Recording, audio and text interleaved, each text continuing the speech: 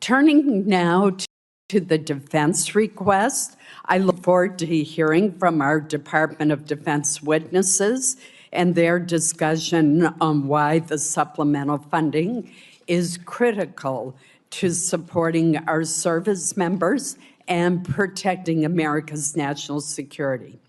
There are certainly divergent views on this committee about the decision to use military force against Iran.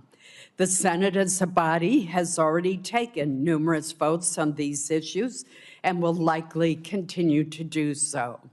But irrespective of our differing views about the military operations, the fact remains that there are must-pay bills and urgent requirements facing the department that affect the ability of our troops to be well-trained and more broadly of the U.S. military to deter and defend against potential aggressors worldwide. I would note that some of the requirements, such as the shortfalls in munitions, have been well known to this committee for some time, and prior to the conflict with Iran, there has been bipartisan support to address these shortfalls. While these munition shortfalls have been years in the making, they are growing increasingly urgent.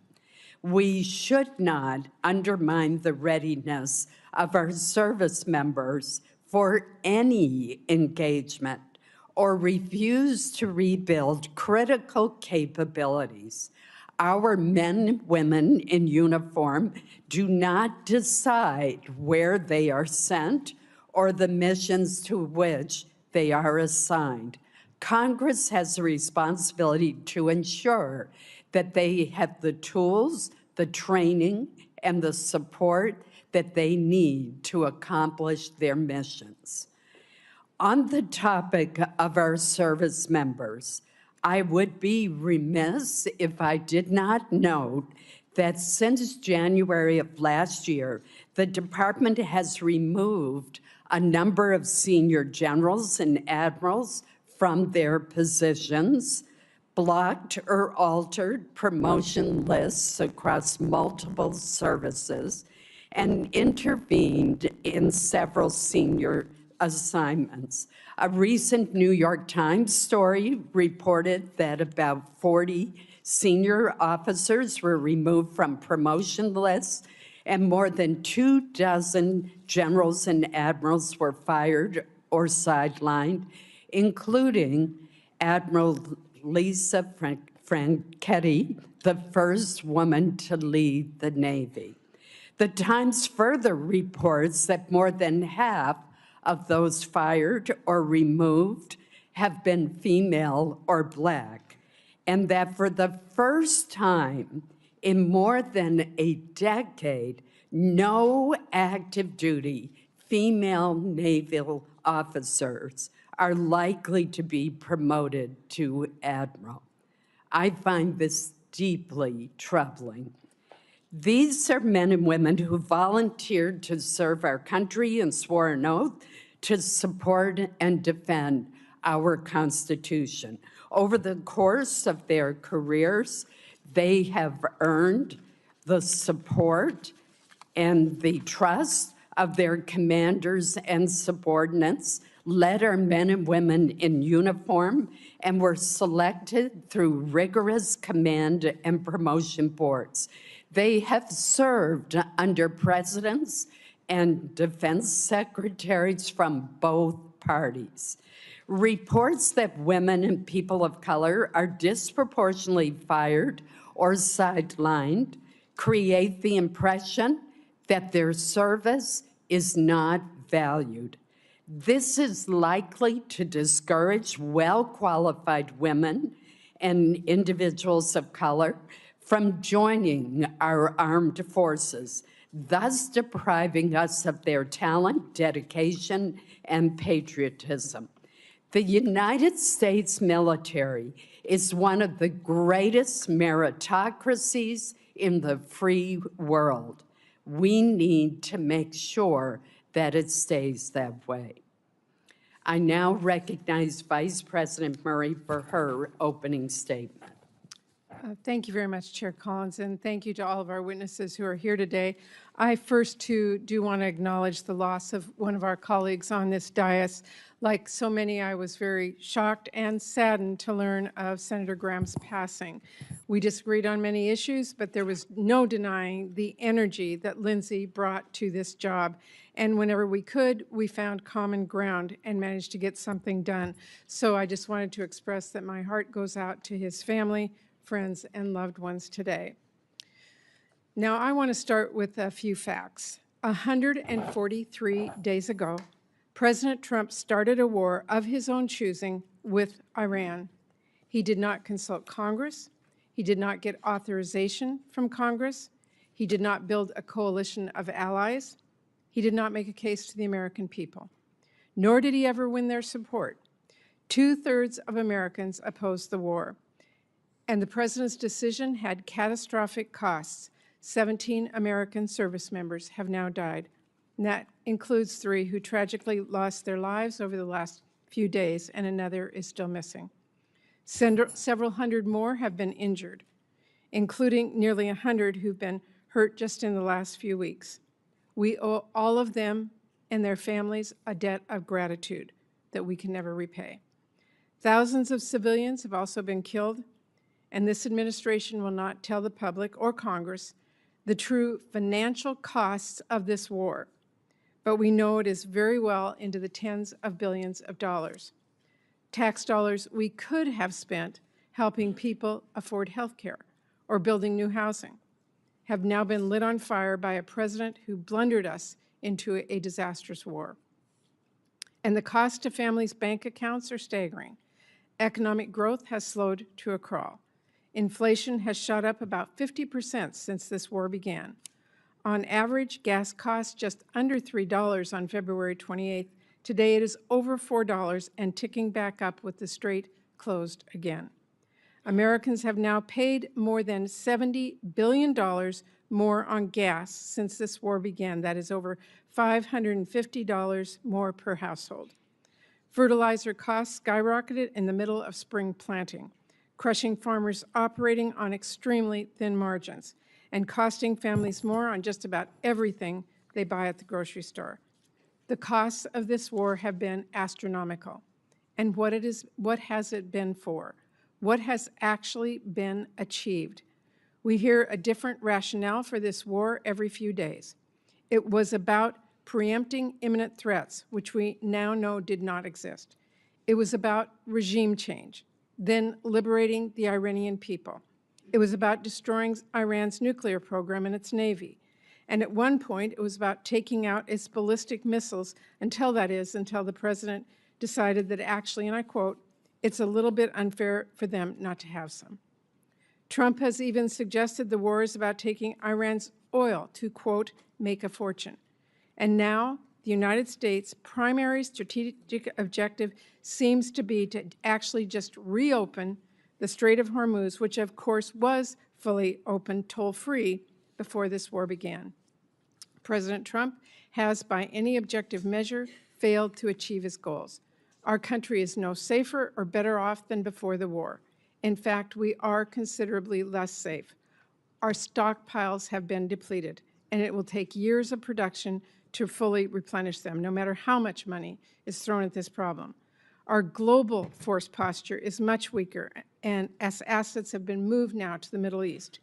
And we are now much further away from a long-term solution to halt Iran's nuclear program than we were before Trump ripped up the deal that President Obama negotiated, which secured actual, measurable commitments and progress without ever starting a costly war. In fact, there are new reports that Iran may have moved nuclear assets into a mountain bunker, which raises concerns about whether Iran might restart its program. It used to be a pretty somber and serious thing, a president taking America to war and costing lives and taxpayer dollars. But this president has been downright flippant. The people I represent worry Trump thinks this is all a game and has sent men and women into harm's way without any sort of plan. And now that he's driven that car into the ditch, he wants taxpayers to bail him out. As the daughter of a World War II veteran and a Purple Heart recipient, the way this White House has blissfully operated with no plan for success is disrespectful to our men and women in uniform. These are patriots. They are highly trained and have sacrificed tremendously to keep us safe. They shouldn't be forced to put a show on for the president's birthday parade, or do the job of Border Patrol agents, or risk their lives in a disastrous war that the president clearly failed to think through. And as a U.S. Senator, this administration's refusal to explain what it is doing or how this war is protecting Americans, its refusal to seek authorization from Congress, and its expectation that Americans will now just pay for it all without any explanation or transparency is disrespectful. And it's insulting to the people back home that all of us represent. So here we are, 5 months later. The strait is closed. The ceasefire hasn't just disintegrated. This war is now spiraling out of control again. The president is threatening escalation and war crimes and suggesting this could be another forever war. He has told us over 40 times now that a deal is near and the war will be over soon. But now he is asking for $70 billion more, and for us to just trust him it'll work out fine.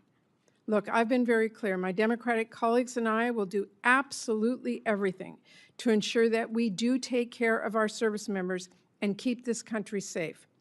Chairman Kaine, I hope you know that every Democrat on this committee deeply respects the sacrifices that you and our service members and their families are making.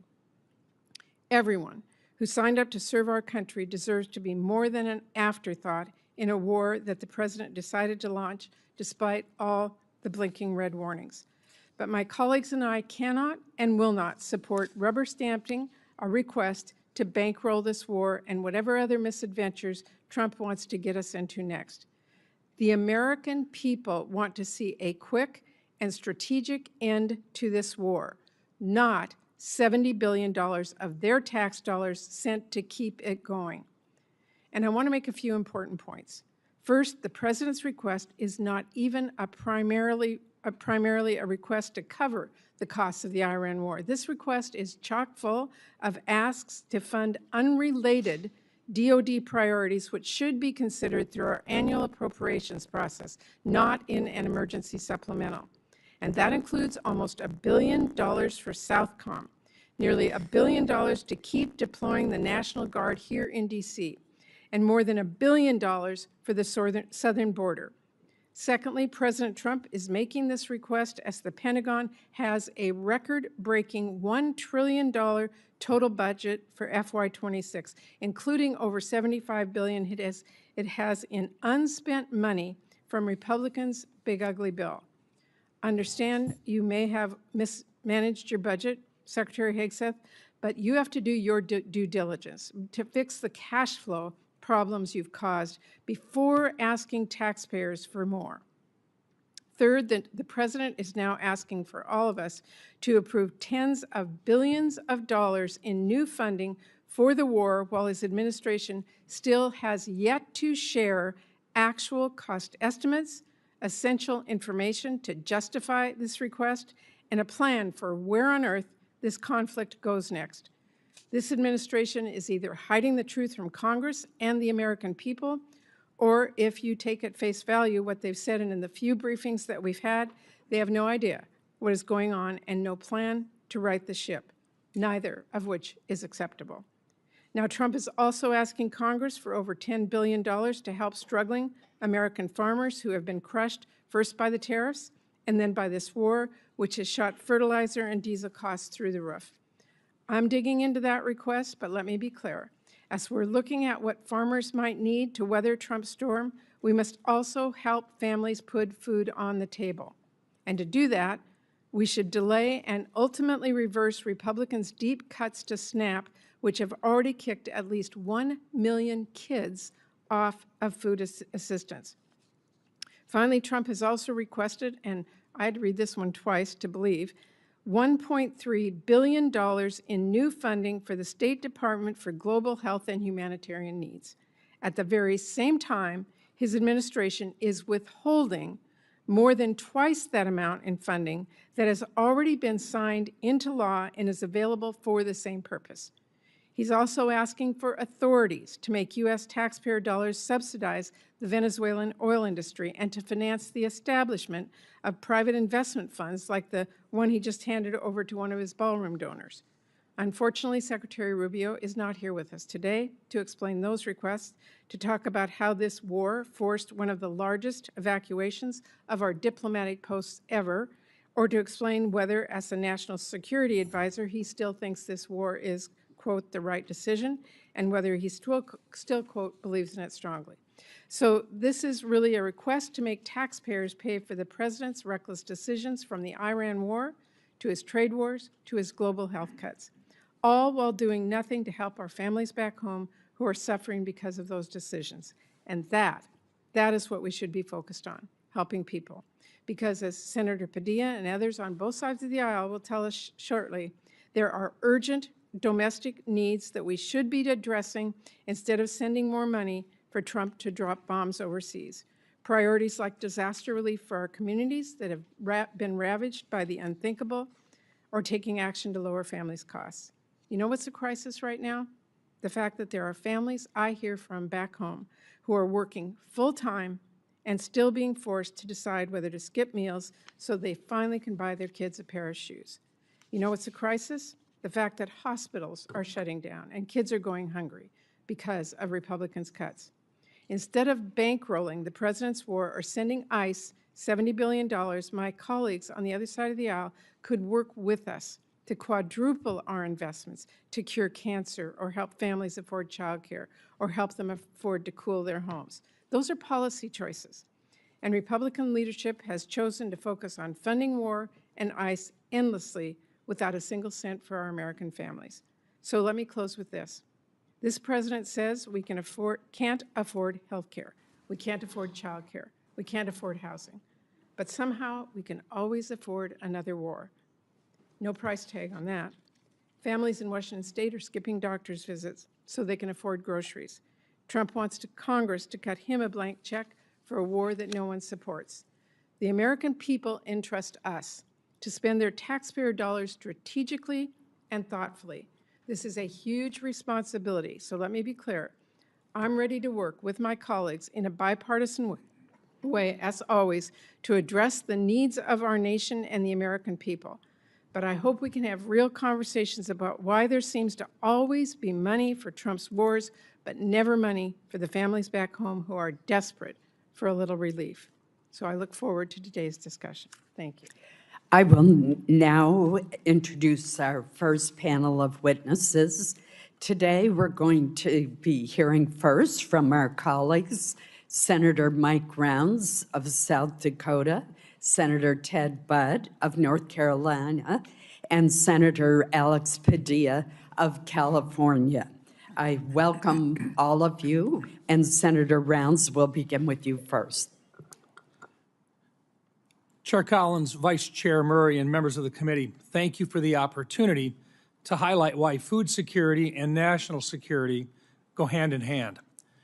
I'd also like to thank the Trump administration for recognizing that input pressures have made it more difficult for American farmers to support their own operations. In South Dakota, farming and ranching is more than a job. It's a way of life built on hard work, stewardship, and the hope of leaving the land better for the next generation. Feeding and fueling the world has never been easy.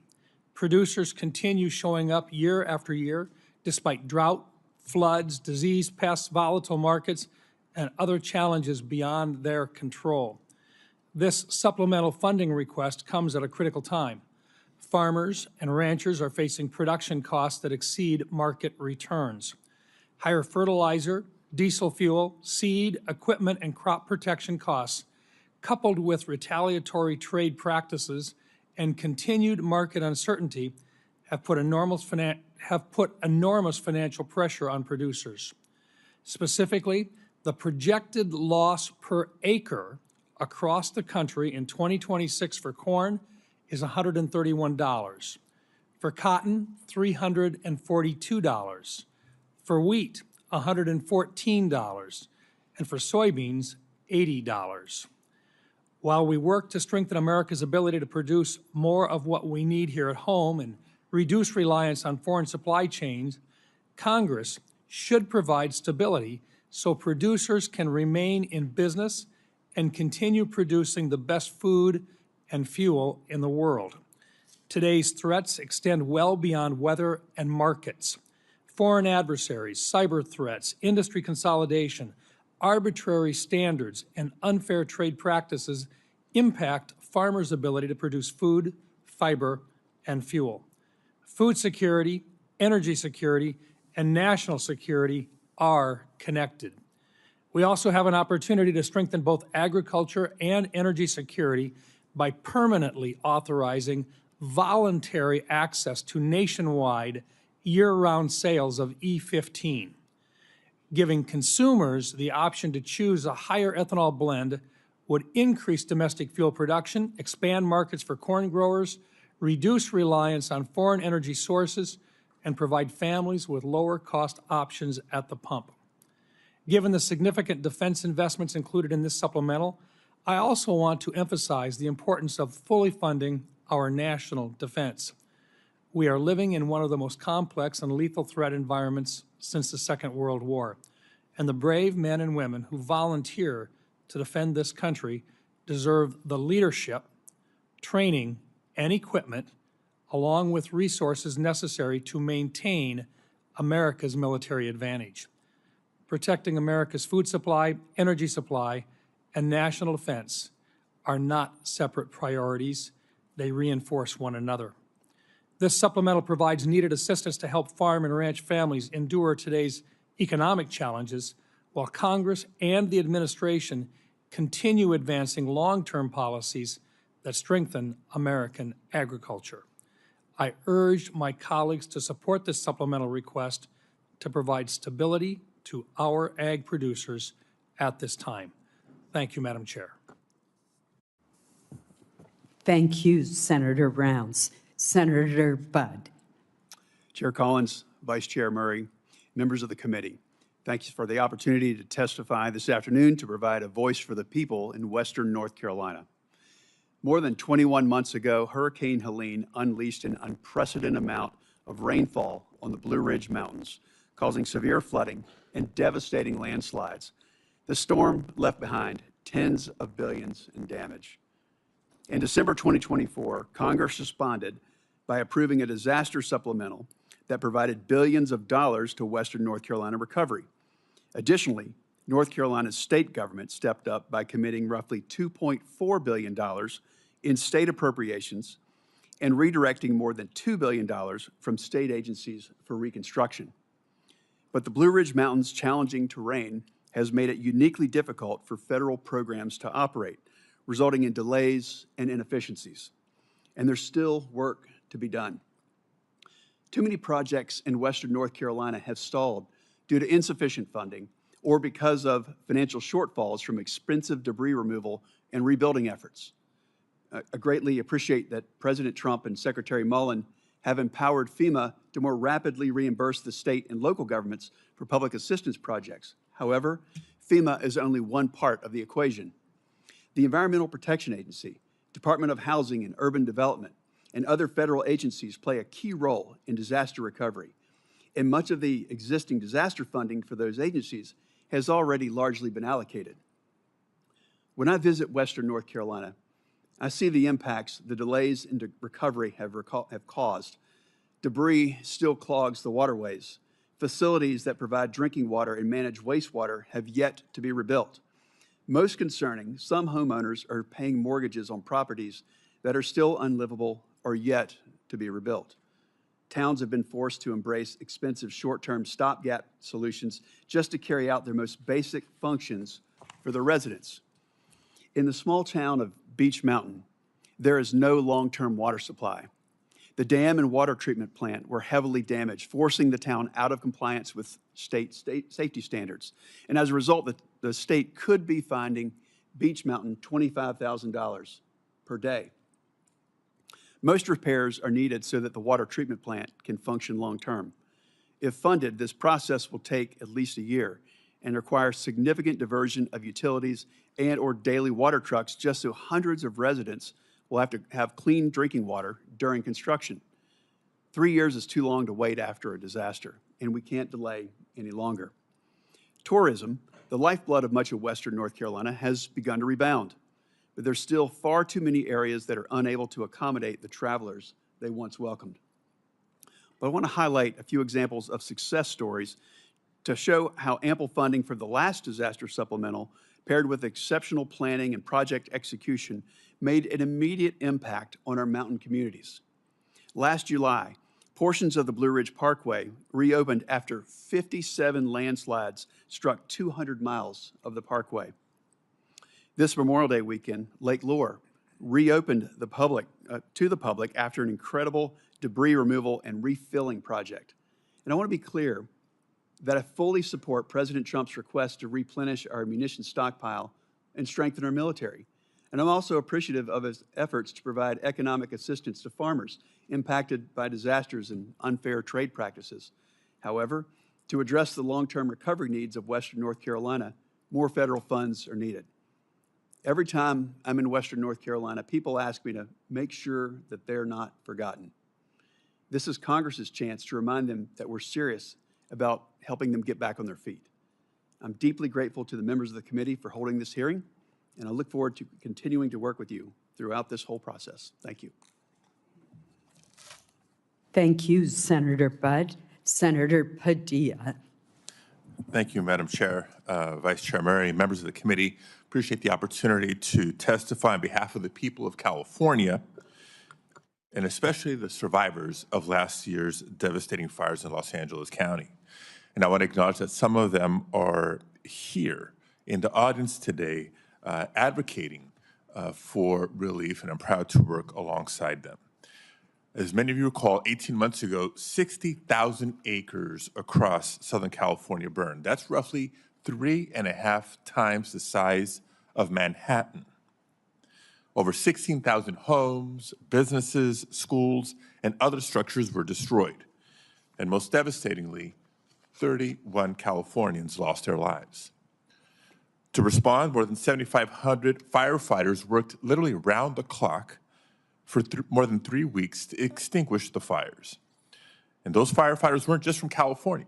Many came from our neighboring states of Oregon, Washington, Arizona, some as far away as Utah, Texas, and Montana. Colleagues, because as Americans, that's what we do. We help each other. We don't condition our response based on who a community voted for in the last election. When Americans need help, we help. Now, walking around the Palisades and the Altadena communities during the fires and after the fires, you couldn't help but be moved by the scale of the devastation, the images of nothing standing but a chimney amongst a pile of ash. Cars literally melted into the streets or the drivers where they had been parked. In the wake of disasters like this, Congress has historically come together on a bipartisan basis to provide aid and long-term recovery funding to help communities recover and rebuild, regardless of whether the disaster was in a state represented by Republicans or Democrats. But instead of following that historical practice, this administration has left California waiting for more than 1.5 years, while asking Congress to fund hundreds of billions of dollars for other purposes. I want to be crystal clear.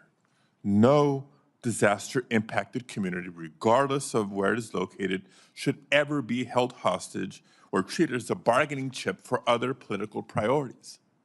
Californians in Altadena and the Palisades have now waited more than 18 months. Yet long-term recovery funding is still absent from even the administration's request. Instead, it asks taxpayers to spend hundreds of billions of dollars more on a war that Congress has never authorized, a war that's raising gas prices, worsening supply chains, making our country less safe, and for which 17 service members have already paid the ultimate sacrifice, with many more seriously injured.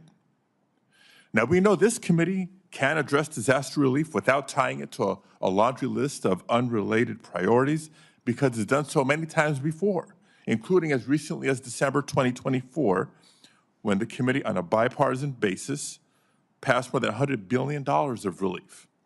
There's no reason we can't do it again. Colleagues, we must reject the premise that it is okay to keep survivors waiting for help because the president, any president, decides they need something else from Congress to get it. To that end, I do want to thank my colleagues, Senators Tillis, Schiff, and Curtis, for joining me in sending a bipartisan letter to the committee just yesterday, supporting long-term disaster recovery funding. Madam Chair, I'd like to enter this letter into the record at this time. Thank you, Senator Padilla. I'm not done. Just want to enter the no. letter to the record. Without objection, Thank you. it will be. And I'll be wrapping up soon here. I also want to reiterate what I said earlier, that we know the next disaster is coming. Anyone who stepped outside of Washington this last weekend or across at least a dozen states saw and breathed the very impact of wildfires. And it may be Canada now, but it's going to be one of our states next. As of last week, the federal government has already spent over $3.3 billion in wildfire suppression this fiscal year, even though the peak of fire season is August and September. That's still ahead of us. That should concern the committee. We cannot allow wildfire suppression funding to run out before the end of the fiscal year. So in addition to the long-term disaster recovery funding, I urge the committee to examine the need for emergency suppression funds as well. And I would note that the Fire Fix, which has provided a steady resource for fighting wildfires, will expire in fiscal year 2027. Congress needs to extend and increase that funding to ensure firefighters have all the resources they need to respond to the ever-growing threat of wildfires. I'll close by reiterating what I said at the outset. Disasters do not distinguish between red states and blue states. And when it comes to disaster aid, neither should Congress. So thank you again for holding this hearing and allowing me to be a voice for my constituents and for disaster survivors across the country. I look forward to working with this committee to ensure that everyone has the resources and support that they need to recover and rebuild, regardless of which state they call home. Thank you very much. I appreciate the testimony of the entire panel as we consider the supplemental submitted by the administration. Your testimony is very helpful to us. Thank you. I will now ask that our second panel of witnesses come forward.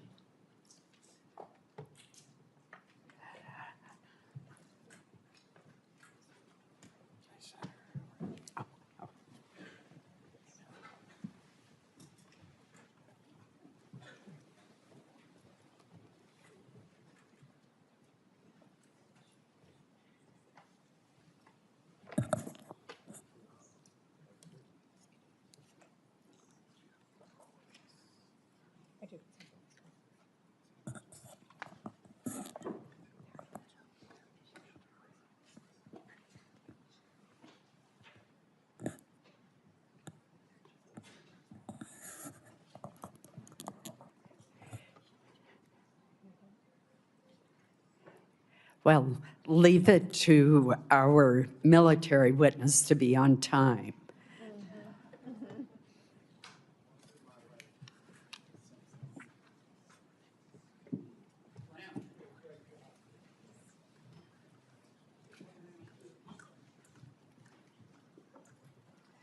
While we are waiting for our second panel to be seated, let me introduce them. We are joined today by the Secretary of War, Pete Hegseth, the Secretary of Agriculture, Brooke Rollins, and the Chairman of the Joint Chiefs of Staff, General Dan Kane. These administration officials represent the largest components of the administration's request, and we welcome them to the committee today. Secretary Hegseth, we will begin with your testimony. Please proceed. Well, Chair Collins, Vice Chair Murray, members of the Senate Committee on Appropriations, thank you for the opportunity to testify on President Trump's supplemental funding request for the Department of War. As you know, we live in a dangerous world that requires bold and swift action. Hence, this supplemental request for fiscal year 2026. This request is an urgent, necessary injection of resources to address the immediate needs of our department. The supplemental funding request is not a substitute.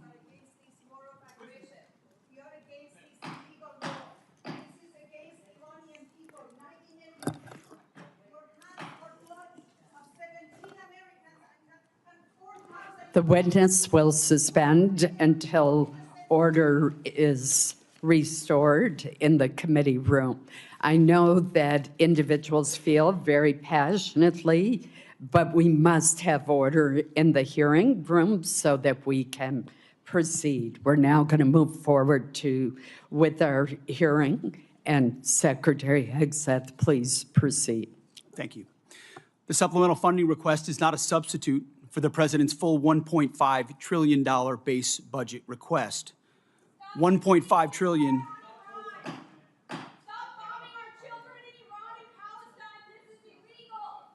Mr. Secretary, please suspend until order is restored in the hearing room. We will begin the timing clock since you've been interrupted twice.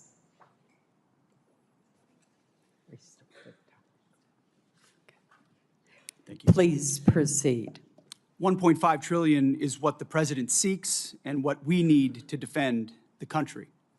The members of this committee understand better than most that long-term strategic dominance cannot be funded through one-off supplementals.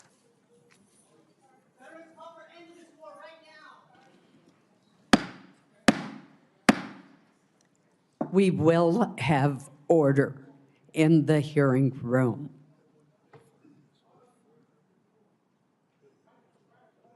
Mr. Secretary, please proceed. Collectively, the budget proposals submitted under President Trump follow a simple logic.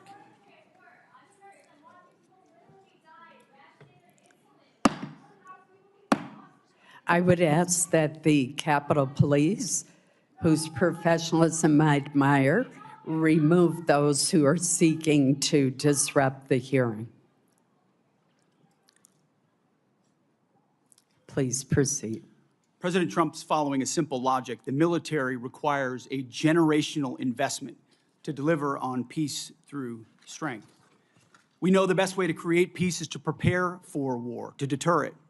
And that's exactly what the Department of War is doing, building a force so capable that it would be absurd for anyone to challenge it.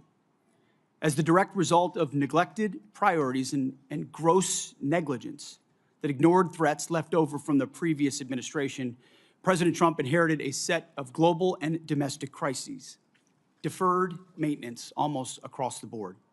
Instead of steering the ship through gathering storms, former leaders let our military languish through social experiments and globalist appeasement, sheer weakness.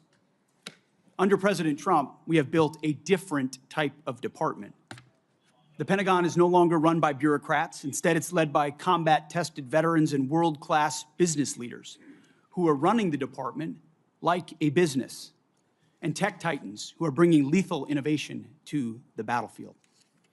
We're also at a different moment, and we cannot afford inaction. If we don't make critical investments right now in tech, in compute, in AI, in autonomy, in space, our adversaries who are already making these types of investments could outpace us. Without these funds, we face critical shortfalls that threaten our ability to also simply pay our service members, rapidly replenish equipment and munitions, and sustain vital operations without disruption.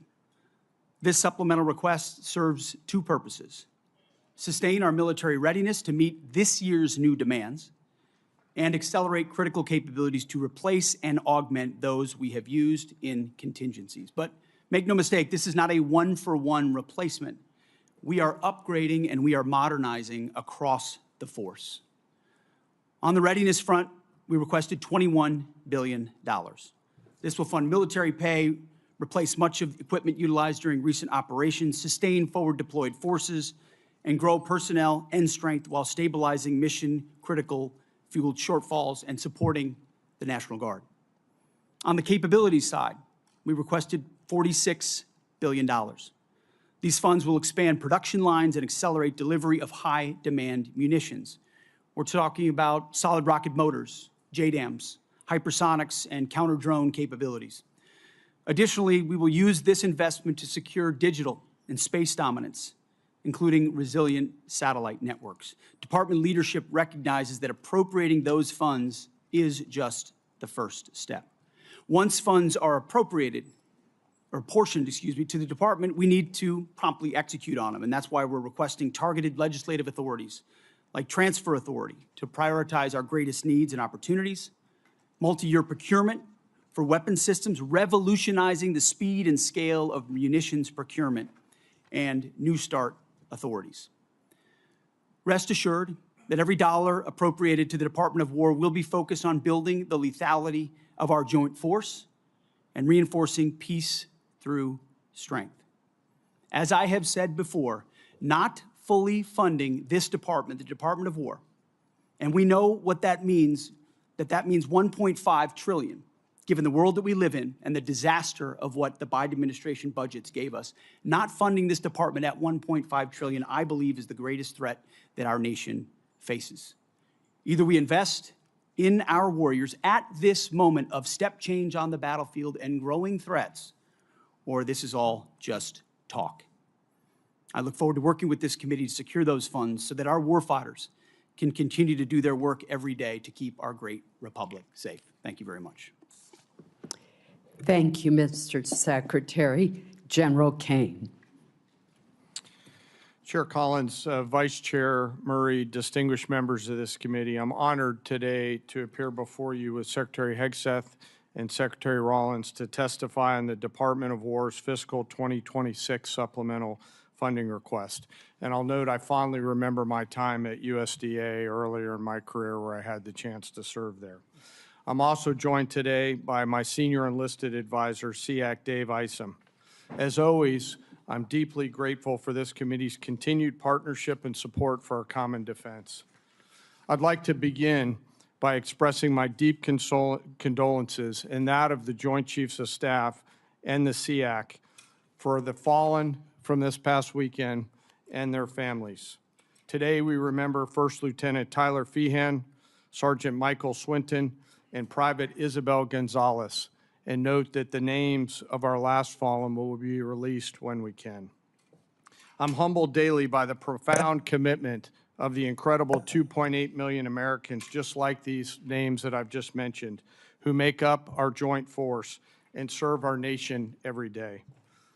Also, on behalf of the Joint Force and the Joint Chiefs, I want to express my sincere and heartfelt condolences to the family of Senator Graham for their loss and all of you for the loss of your colleague. The Joint Force remains grateful for his 44 years of service, both in and out of uniform. There is no doubt he made a difference to the safety and security of our nation. On July 22nd, 1940, General George C. Marshall said, and I quote, "For almost 20 years, we had all of the time and almost none of the money. Today, we have all of the money and no time." His words resonate powerfully with me today as we find ourselves in a somewhat similar situation. I've come to you today to request the necessary funds while in the window of opportunity, while time is still on our side. The United States of America faces a global list of military challenges in the Middle East, in Europe, in the Pacific, both nuclear and non-nuclear challenges, and the continued threat of terrorism. We find ourselves living and leading in complex and dynamic times. Our adversaries are aligning in their interests, creating simultaneous challenges across multiple domains. They are sharing intelligence, combat capabilities, and technology that is accelerating the speed of war. It is an imperative that Americans understand that the character of war is changing. Advances in technology are fundamentally and irreversibly changing the way we fight, which necessitates capital to properly arm America's military. Rapid advancements in AI, autonomous systems, deliver critical technological advantages to our national defense and simultaneously introduce unprecedented strategic vulnerabilities and uncertainty across the world, to include right here at home. The low barrier to entry created by affordable, ubiquitous, unmanned systems means our adversaries, rogue actors, state and non-state actors, and violent extremists have access to disruptive and potentially lethal technologies at scale. We've seen this in Ukraine, and we must adopt elements of this fight for our future fights. Conflict is never confined neatly to the land, sea, or air domains. The modern battlefield stretches from the seabed up to cislunar space and beyond, cyberspace, and in the information domain, all at the same time. Our nation must be prepared to fight and win across all of them, all the time, all at once. In addition, the light speed at which information travels now has compressed our leaders' decision space, taking what was once days or weeks in World War II down to milliseconds. Your joint force must be ready because the United States military is America's greatest insurance policy. And I acknowledge all of us find it difficult at times to pay for insurance before we need it. But we must have insurance before the storm comes. The Armed Forces of the United States of America serves as our nation's ultimate safeguard and our insurance policy to preserve, protect, and defend our national interests, security, and prosperity. To uphold this responsibility, we require predictable and consistent funding. This will allow us to partner effectively with our defense and national industrial bases, building on acquisition reforms that guarantee our warfighters receive capabilities at scale before they are required in conflict or combat. I'm struck by this season of American history we find ourselves in, and I continue to ask myself, if not now, then when? And if not us in this room and the rest of the Congress and the nation, then who? I acknowledge the environment we all serve in, but always remember that we are all Americans with deep and abiding love of our nation and our military service members and their families. I've come today to ask for your help and your support. America's armed forces need $1.5 trillion to meet the military challenges of the future. This supplemental is a part of that, and to be allowed to use this capital to pay for military personnel, operations and maintenance expenses, and accelerate investments on critical technologies, as the Secretary just mentioned. It is critical that we stay ahead of our adversaries, and we must have the funds before we're out of time. In closing, I ask all of us to remember our deployed service members around the world right now, especially our Army teammates who remain deployed after losing their friends and teammates this past weekend. And I again ask all of us here in the Senate and across the American people to never forget our fallen and their families, who continue to show us what courage, tenacity, grit, and commitment to the nation looks like. Thank you very much, and I look forward to your questions. Thank you, General. Secretary Rollins. Thank you so much, Chairwoman Collins, Ranking Member Murray, and distinguished members of the committee. Thank you for the opportunity to appear before you today. Let me begin with the bottom line up front. The United States Department of Agriculture is joining today the United States Department of War in a fight for America and for American flourishing. After all, defending America's ability to feed and fuel and clothe herself is defending America, full stop.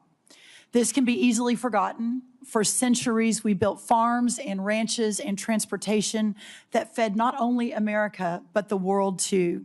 For a long time, that prosperity made America strong and made America safe. But across the past 100 years, and especially across the last administration, we took that source of strength in war and peace, our farms and our ranches, and the communities that surrounded them, and we hollowed them out. We made them weak, and we put them on the precipice of decline and extinction. We sent our food production overseas. In fact, 2023 was for the first time a significant net importer of our food for America. And in so doing, we replaced American production with massive amounts of imports. We allowed and even encouraged the consolidation of agriculture, seed production, processing, fertilizer, and beyond into massive industries at scale. Today, nearly 85% of our meat packing capacity is controlled by just 4 companies, including 2 that are foreign-owned. Additionally, our largest pork company in America is owned by a China company, or China. 4 fertilizer companies now represent 78% of the production versus just a couple of decades ago, that was in the dozens. And 2 seed companies now produce more than 50% of the seed for America. These are national security implications. When President Trump returned to office, America's farm economy faced one of the most difficult economic environments in decades. Between 2020 and 2025, the cost of seed rose 19%, crop protection rose 30%, fertilizer rose over 50%, fuel and oils rose nearly 33%, electricity 36%, and repair and maintenance 27%. As these costs climbed, commodity prices plummeted. Farm income fell by more than $90 billion from 2023 to 2024, representing one of the largest single-year declines in history. At the same time, producers saw not one new trade deal across the world, resulting in an unprecedented $50 billion agricultural trade deficit. American farmers deserve better, and our national security now demands it. As long as we are beholden to foreign and even hostile countries for our food and our fuel, our freedom is in jeopardy. Since my first day at USDA, we have been committed to addressing this crisis head-on. In addition to implementing the historic working families tax cuts, thanks to so many in this room who worked so hard, moving $40 billion in disaster and economic assistance to producers across the country, securing 19 new trade deals, and decreasing that $50 billion agricultural trade deficit in 1 year by 42%. This year, our corn exports are expected to be at a record-breaking 35%, ethanol up 11%, dairy up 15%, and tree nuts up 11%. We are making progress, but we have a ways to go. Administrator Zeldin has secured the strongest renewable fuel standard volumes in history, and the President continues to support year-round E15 for our domestic markets. We have led robust responses to animal health threats, including HPAI and the New World screwworm, and have reduced unnecessary regulatory burdens and partnered with producers to strengthen the domestic demand for American agriculture. These are lasting reforms and will change the trajectory of American agriculture for the future. The trade agreements will take time to fully execute and generate even more exports. The biofuel investments take time to increase the demand for American crops, although we're already seeing a 10% increase since just an announcement a month ago. And of course, onshoring facilities like fertilizer will continue to take some time to build out. But we are confident that the direction of American agriculture is changing for the better. But many producers continue to face economic pressure as we build that economic infrastructure out. Specialty crop growers across the Northeast, the Mid-Atlantic, the Pacific Northwest, and Florida suffered devastating freeze losses this past winter. Producers across the plains continue recovering from catastrophic wildfire and events occurring while many operations are still working to catch up financially. That is why our proposal includes $10 billion in temporary economic assistance for 2026 row crop and specialty crop producers, and also includes $1.1 billion to help producers recover from catastrophic freeze losses suffered this past winter. Congress has taken similar action over many decades, and we're so grateful for that, but including most recently 2023 and 2024 with economic aid and disaster relief aid with the hurricane seasons. I want to be 100% clear as I close. For the sake of American national security, American existence, and the American future, we must, in the long run, end this system that has grown up like a weed and strangled the American farmland and food production. Farmers want to farm for their products, not for a government check. They want to be free from dependency and free to innovate. We know what happens when they are able to do that. They build and feed the greatest republic in the history of man. But when they aren't, well, we know the danger that we are in today. But that's why this supplemental is so important. It provides a bridge and extends a hand to Americans who need it.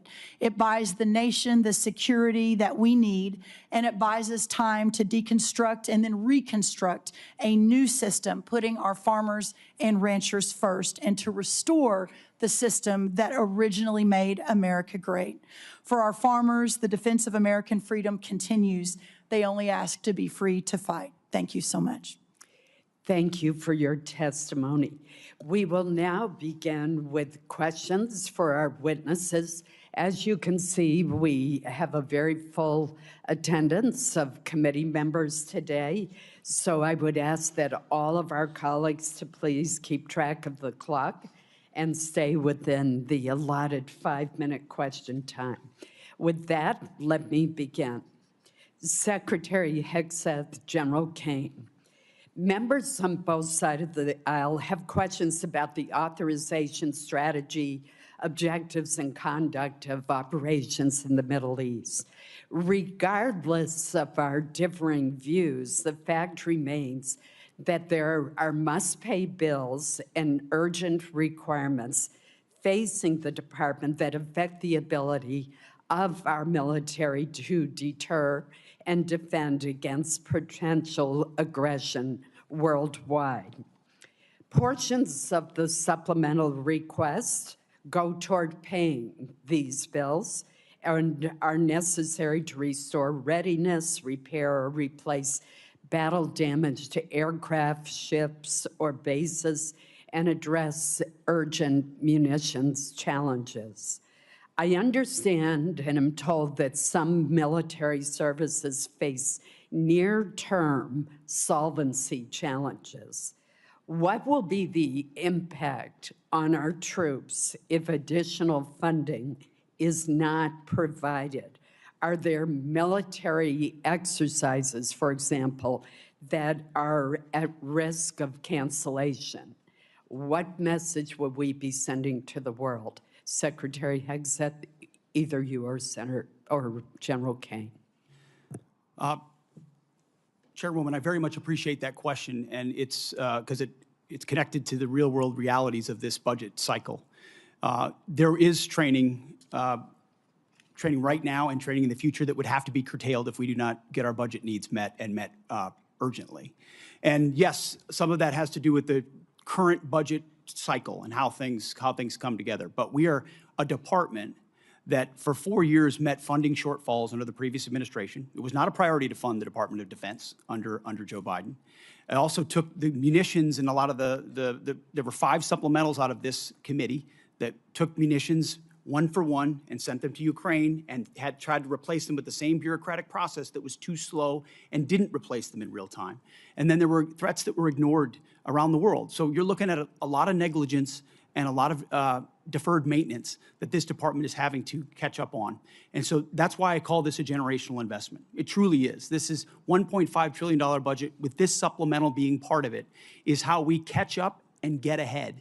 And ensure in the process we're putting soldiers and sailors and airmen first, Marines first, Guardians, that their pay increases, that the end strength increases that have gone up because recruiting is at historic levels are fully funded. So rather than trying to play catch up and make sure we're not losing training, we should be ahead of that curve. And that's where we think $1.5 trillion can get us.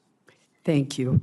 Senator Kane, Senator, I keep calling you Senator, General Kane, I'm going to ask you to respond for the record because in my remaining time, I do want to ask Secretary Rollins a question.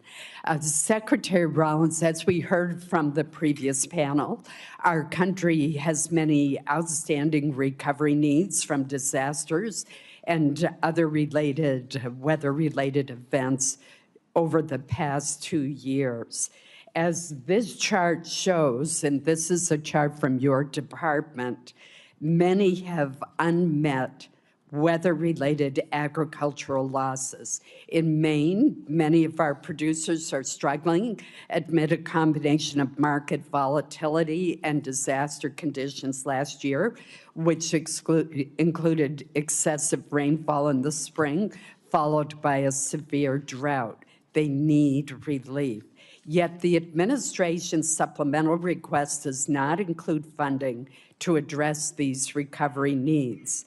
It does have $1.1 billion to help Florida agricultural producers rebound from a severe freeze this past winter, but nothing for prior disasters in other states. Can you explain USDA's thinking behind focusing your request just on the 2026 freeze rather than on the 2025 disaster declarations that you made? Yes, Senator, thank you for that question. Obviously, the discussions that went on over at OMB and with our teams continue, but what I will say is we are obviously 100% in support of any sort of disaster relief program for our farmers, whether it's hurricane, tornado, drought, freeze, et cetera. So look forward to working with you on that and specifically understanding the larger context here that there's a lot of farmers, a lot of producers who are really hurting, not just in Florida and not just from the freeze. So it's important that we work together to solve for that. Thank you. Senator Murray. Thank you, Chair Collins. Secretary Hegseth, your department received $150 billion last year in the Republicans' Big Beautiful Bill. It also received a record $839 billion for fiscal year 2026, more money than you asked for last year. Combined, that is $1 trillion budget for the year, and as I already mentioned, your department has yet to spend half of the reconciliation funds. And despite that, you are here today asking for tens of billions of dollars more for things that you've already asked for in your FY27 request or that have nothing to do with Iran. This administration has tried to sell this as an emergency request, but it may be better understood as an attempt to skirt the normal appropriations process. Here are just a few of the things requested in this Iran supplemental. $800 million for the National Guard to patrol D.C. even longer. Over $1 billion for the Army to patrol the southern border, which is DHS's job, $900 million to support the administration's illegal boat strikes in the Caribbean, over $18 billion for munitions, which you've already requested in your FY27 budget request, and $1.7 billion to pay for your decision to recruit more people than the services need, which was not contemplated by the FY26 funding bill Congress recently passed. Now, you've already submitted a reprogramming request on this that our subcommittee is considering now, which really underscores the point I made in my opening remarks that the problem is not a lack of money, but poor planning. So I'll be blunt. The truth is your request does not make a lot of sense. So let me ask you a simple question. Why exactly are billions of dollars more for the National Guard and this administration's illegal strikes in the Caribbean urgently needed for the Iran war? Well, Senator, I wouldn't, of course, agree with your characterization, but why this kind of spending is needed is because of the gross negligence and neglect of the Biden administration inside our department. Ran it like a bureaucracy, abandoned our strength posture around the world, so we're having to reestablish deterrence. You mentioned the end strength numbers, and I will acknowledge that we are ahead of schedule on end strength in recruiting. 8,000 in the Navy, 6,000 in the Army, 4,000 in the Air Force. because under President Trump, there's been record and historic over 30-year recruiting records inside our department since he won the election, because the American people didn't want to sign up for what Joe Biden was providing our military. Let me and be they blunt. want to sign up for what President Trump is doing in his leadership. And so those are good problems to have that we need to fund, and a reflection of momentum. And this budget will allow us to continue the kind of momentum that gets us ahead. My point is that a lot of this request does not feel like an emergency, and let me move on. Secretary Hegseth, like most Americans, I've had a lot of trouble following this administration's contradictory statements about the war. On April 8th, you said, and I quote, "Their missile program is functionally destroyed, launchers, production facilities, and existing stockpiles depleted and decimated and almost completely ineffective." Mr. Secretary, Iran has been firing at U.S. military bases in the region and its ships for the last week. How is it possible, if their capabilities were, quote, functionally destroyed 3 months earlier, as she claimed, for them to be doing this now? Well, Senator, Iran is at the weakest point militarily it has ever been in the past decade. Certainly, maybe in 47 years, as they've gathered effectively a terror army. And that terror army was built to try to create conventional capabilities to defend against a pursuit of nuclear weapons, which meant thousands of ballistic missiles, many of which we have destroyed, others of which they have put inside facilities and hidden in underground facilities. And that's what terror regimes would do. So I acknowledge they still have capabilities, no doubt. But the amount of damage that we've done to them over the course of these series of operations has put them in the worst place they've ever been. Okay, well, let me move on. On May 5th, you claimed that Iran doesn't control the strait, and you said that there was a, quote, powerful red, white, and blue dome over the strait. If that was true, how did Iran shrink ship traffic in the strait to a trickle again last week? We pushed almost, I believe, between 400 and 500 million barrels of oil under the nose of Iran over the course of Project Freedom, which went underground, which I acknowledged after we did so covertly, because it was more effective to do so quietly than to do so publicly. So we've been in control of moving traffic through there for quite some time. Will they retain the ability to recklessly shoot at commercial shipping? And that's what happened. We had a ceasefire, and then they shot at commercial shipping recklessly also as a state. said at That's that what changed same press conference, and I'm going to quote you, you urged Iran to, quote, let innocent ships pass freely. These international waters belong to all nations, not to Iran to tax, toll, or control. Last week, President Trump said the U.S. would charge a 20% toll to each ship to pass through the state. So based on your opposition to tolls, did you talk to the president out of that idea, or did someone else? Iran's not charging tolls, and they're shooting at ships right now. But Trump said that he wanted to charge a 20% toll. We have a blockade right now of all Iranian ships and Iranian ports, and it's effective. My time is out. Senator Murkowski. Thank you, Madam Chairman, and thank you all for being here. Challenging times, I think we all recognize that. Secretary Hegseth, I want to ask, just specific to Iran authorization, the administration has made the case that the action in Iran falls under the President's Article 2 authorities, and we can have disagreement. Reasonable people can disagree about the boundaries of the presidential war powers, and have for a long period of time. But I look at the War Powers Resolution, and it's not ambiguous. It requires the President to terminate hostilities within 60 days, absent congressional authorization. So hostilities began February 28th.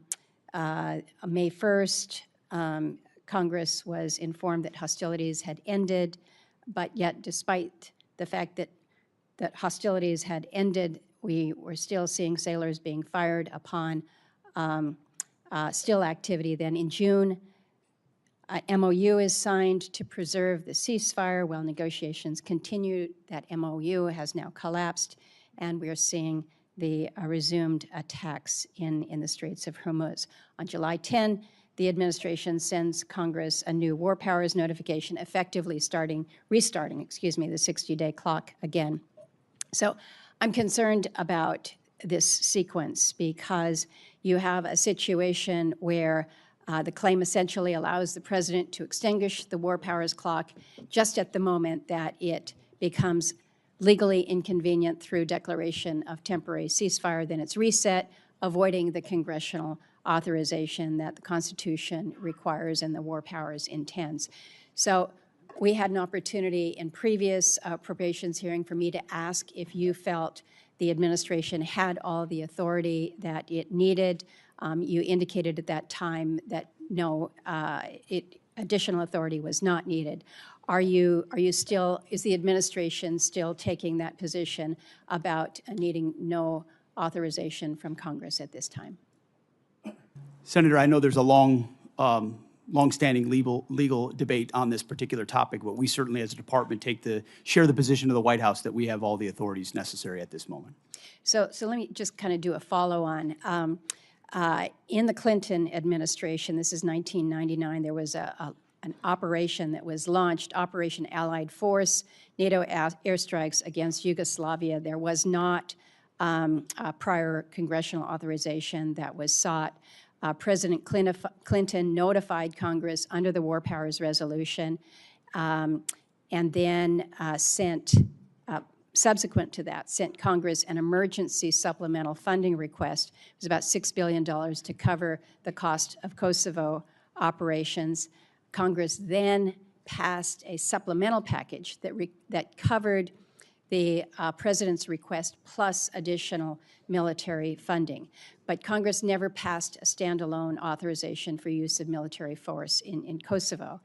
When the war powers clock was set to run out then in May of 1999, the Clinton Justice Department's Office of Legal Counsel issued an opinion holding that the supplemental appropriation itself, passed without any authorizing language, satisfied the War Powers Resolution requirement. So is the department looking to that or intending to rely on that same reasoning that funding alone can substitute for explicit congressional authorization?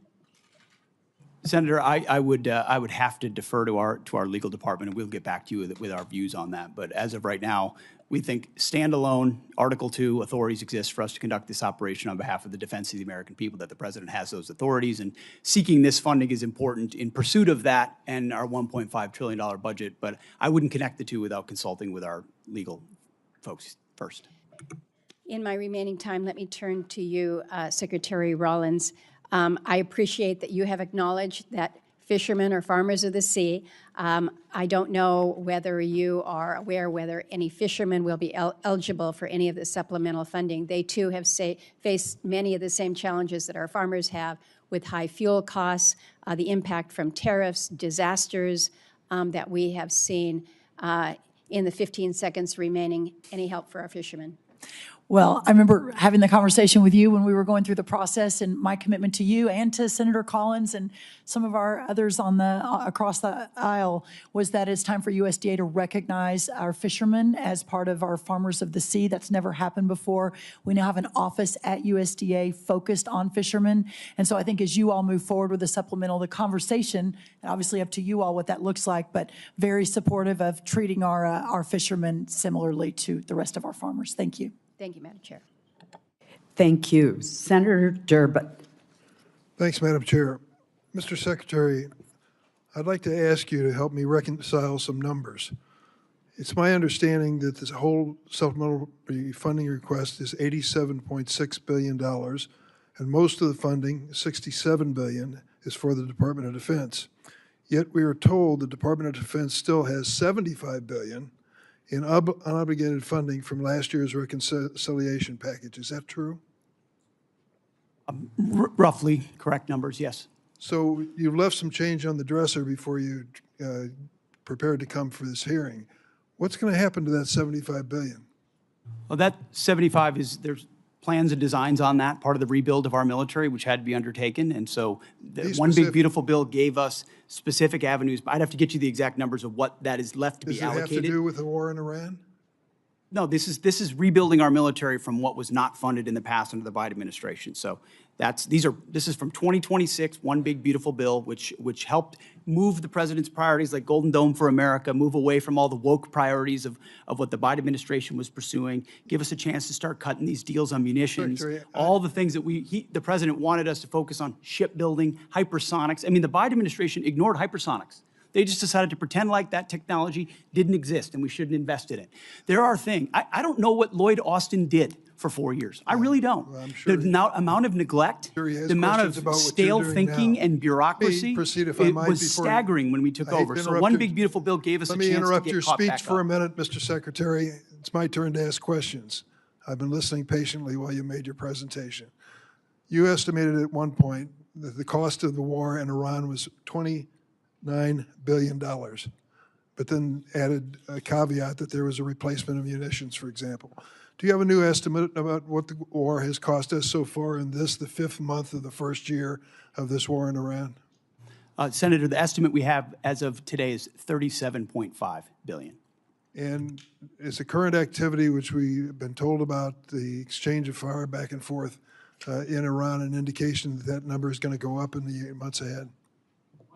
Some of that number captures additional O&M, mill pay, and other that would be anticipated through the fiscal year. So some of that anticipates what costs would be going out in the future as well. So the new number you've given me is what?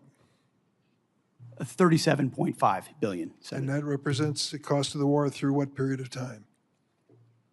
Through now for certain aspects of it, but also mill pay, O&M, other anticipated costs through September 30th, Senator. General Kane, let me ask you a question. I joined a group of senators, some are here, Senator Rounds, Senator Coons, Senator Shaheen, and met with President Zelensky in Turkey during the NATO summit.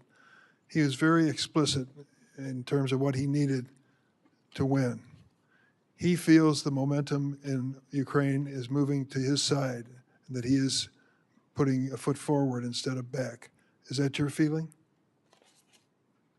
Sir, I think the pressure that Ukraine is putting on Russia is substantive at this point.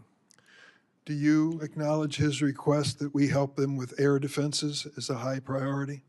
Sir, I know he's made the request. Whether or not that moves forward is always a debate at our civilian leadership, but I'm aware of that request. Are you aware of the fact that we appropriated and the President signed into law $400 billion of supplemental funding for Ukraine, including money for air defenses? I am, sir. Are you also aware the administration has informed us that that money will not be available in many aspects until the next president is in office? Sir, I'm not aware of that. My that's a understanding was that that capital had been allocated, but I'll have to defer to my civilian leadership No, on I'm that sorry matter. to tell you the pay plan tells us to be prepared to spend that money in fiscal year 29. The new president, whoever it may be, will make that decision. If you're talking about air defenses and the momentum on the side of Zelensky, what impact will it have if we cannot fund this for 3 years? Sir, I want to highlight that the incredible work that the Ukraine industrial base is doing as they scale their own capabilities. It ranges from their surface-to-air capabilities to their air-to-air capabilities. I'll note that recently we had the first air-to-air kill where a Ukrainian F-16 shot down a Russian fighter. So I think their ability to scale their layered defense has come along a long way over the past couple years with the help and assistance of many. General, thank you for your service to the country, and I'm sorry for our losses. I believe 17 servicemen have given their lives in Iran so far, and hundreds have been injured. We should acknowledge that fact. And let me also say, we're at a moment in history where we can win the war in Ukraine. That victory would be critically important for those people who have fought for more than 4 years against the odds and proven they can put Putin back on his heels. But instead of finding the money that they need now for air defenses, we're putting more money into this exchange with Iran, a war of choice which we never should have entered. Thank you, General. Senator Moran. Chairwoman Collins, thank you very much. Let me first begin with just a statement to you, Secretary Rollins. Thank you for your leadership. Thank you for your attention to disaster assistance. Hugely significant and important in many states represented here, but across the country. And it is as challenging circumstances as I've seen farmers in my time and representing them in the United States Congress. And I appreciate my colleague, Senator Rounds, for making that case today. I appreciate the efforts by Senator Bozeman, the chairman of the Ag Committee, and Senator Rounds and his Vice Chairman Shaheen for their efforts here on this committee for that effort. Secretary Hegseth, let me ask you about your recent visit to the 101st Airborne Division. You saw the MV-75 Cheyenne. You saw it firsthand and heard from soldiers, as I understand it, about the next generation capabilities, how they will transform the way we fight. The Cheyenne has broken through, and it appears to me, in the acquisition bureaucracy to deliver a capability for our warfighting much faster than it otherwise would have happened. As you look across acquisition, I mean, we're here talking about appropriations, but the ultimate success we'll have in defending our country is putting that money to work as quickly as possible. So as you look at acquisition, what would you tell me we learned from the Cheyenne? Is it a model how the department can, it intends to field the next generation of capacity going forward? What does the program need from this committee to meet both the schedule and the necessity of its capabilities? Senator, I appreciate the question. I think it's one of the untold stories of our department is how we've tried to revolutionize the speed and scale of new acquisitions and procurement. Some of it through munitions and ensuring that companies pay for building their own factories and their own assembly lines so that we're saving billions and billions as taxpayers while companies invest. And when you invest in something with your own money, you want to see it succeed ahead of schedule and on time. Also opening the aperture so it's not just the prime contractors that are competing, but new entrants who make high cost and low cost capabilities. I think in particular on the Cheyenne and the Black Hawk and the replacement, the gap that some have identified could exist based on the hesitation on speed and replacement exists because of an austerity mindset, again, that goes back to the Biden administration of divest to invest. And so you end up divesting in certain systems like the Black Hawk before the next one is online, creating gaps for actual operators. And what we're funding in this supplemental and across this budget is the ability to do both.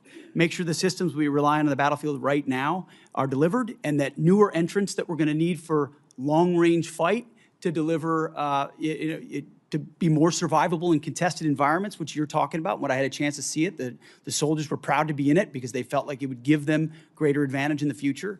We need to accelerate the timelines of those and deliver them even more quickly.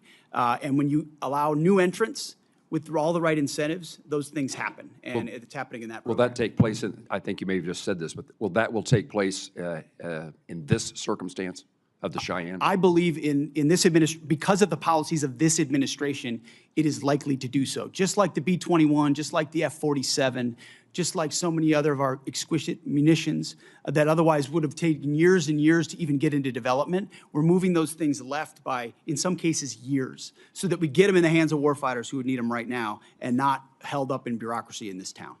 Thank you, sir. Let me turn to you, General Kane. The department is requesting a significant supplemental to address the ongoing operational demands. Our adversaries are watching how we resource this moment. Beijing, Moscow, Tehran are all increasingly coordinating their activities and intelligence. In your judgment, do you believe our adversaries view this moment as an opportunity to exploit U.S. commitments elsewhere? And how does this supplemental ensure our deterrence posture and our commitments to allies remain credible in every theater all at once? Well, sir, thanks for the question. In my job, it's to look across the globe and look at the range of trade-offs out there. We are the strongest military in the world. Our adversaries still fear America's ability to project power at the time and place of our choosing. There is no doubt that they are aligning, as I've said before. And I think this supplemental and whatever funding structure the Congress, working with the executive branch, decides to structure and give us the capital, we'll use that capital to ensure that we sustain that, sir. You're assuring us that this supplemental and further efforts will reduce the risks to our nation and its national securities issues. Yes, sir. I view this, and I've spoken to some of you on the phone leading up to this. I view this as future investments to buy down risk, similar to what I said Marshall thought through in those heady days in 1940, where the need to invest capital early to deliver scale is an opportunity that I hope we don't miss, Senator. General, thank you. Thank you, Chairwoman. Senator Reed. Thank you, Madam Chairman. Secretary Rollins, I just want to reiterate a point that Senator Padilla made. We have $10 billion in this request for Midwestern farmers who are suffering because of the interruption of fuel and fertilizers because of the President Trump's war, unauthorized war. Yet, many states, blue states particularly, have submitted requests. Rhode Island has one. February, we had the worst snowstorm in our recent history, and we've been denied by the president. In fact, if you look at the numbers, 20% of blue states seem to get approved and about 80% of red states. I'm making a point, not asking a question. This is unfair. Thank you. Secretary Hegseth, on February 28th, when you initiated this war without authorization from Congress, the Straits of Hormuz was open and providing vital fuel supplies for the whole world. Now they're closed effectively, impacting globally the price of oil and the economies of the whole world. But the Department of Defense has been planning for potential operations against Iran for many, many years, and one of their obvious assumptions was that the Strait of Hormuz could be closed. Were you unaware of that? Senator, you are correct. Nobody plans more and looks at more contingencies than our department. And so, of course, undertaking a historic effort like this, of this scope and scale, of course, the Strait of Hormuz was front and center in every single aspect of that. Hence why one of our key objectives to begin with was to sink the entirety of Iran's Navy, which its conventional Navy was sunk. Now, you can't get rid of every single fast boat and every single machine gun and a fast boat or every single coastal cruise missile. So we acknowledge that if the state decided to become a terror state shooting at commercial shipping, that would be an ongoing and contested part of the battle, to include their willingness to mine international water. So one side weaponized the strait, and we've been fighting back the entire time. Completely aware that the Strait of Hormuz could be closed, and obviously sinking their ships has not affected their ability to effectively close the straits. We had U.S. boats that surrendered to Iranian ships under the Biden administration. So their Navy was effective in expeditionary ways in the past. We're talking about a war you started, not a situation in which oil was flowing freely. There was no conflict. We weren't losing personnel as a result of Iranian actions. So your fallback to the Biden administration is just a very, very obvious excuse for what I think is probably, as you described so often, gross negligence. You did not fully inform the president that you would be in a situation where the Strait of Hormuz could be effectively closed, oil prices could surge, and effectively the Iranians could maintain their ability to strike back as they are right now. They just killed some of our servicemen last weekend.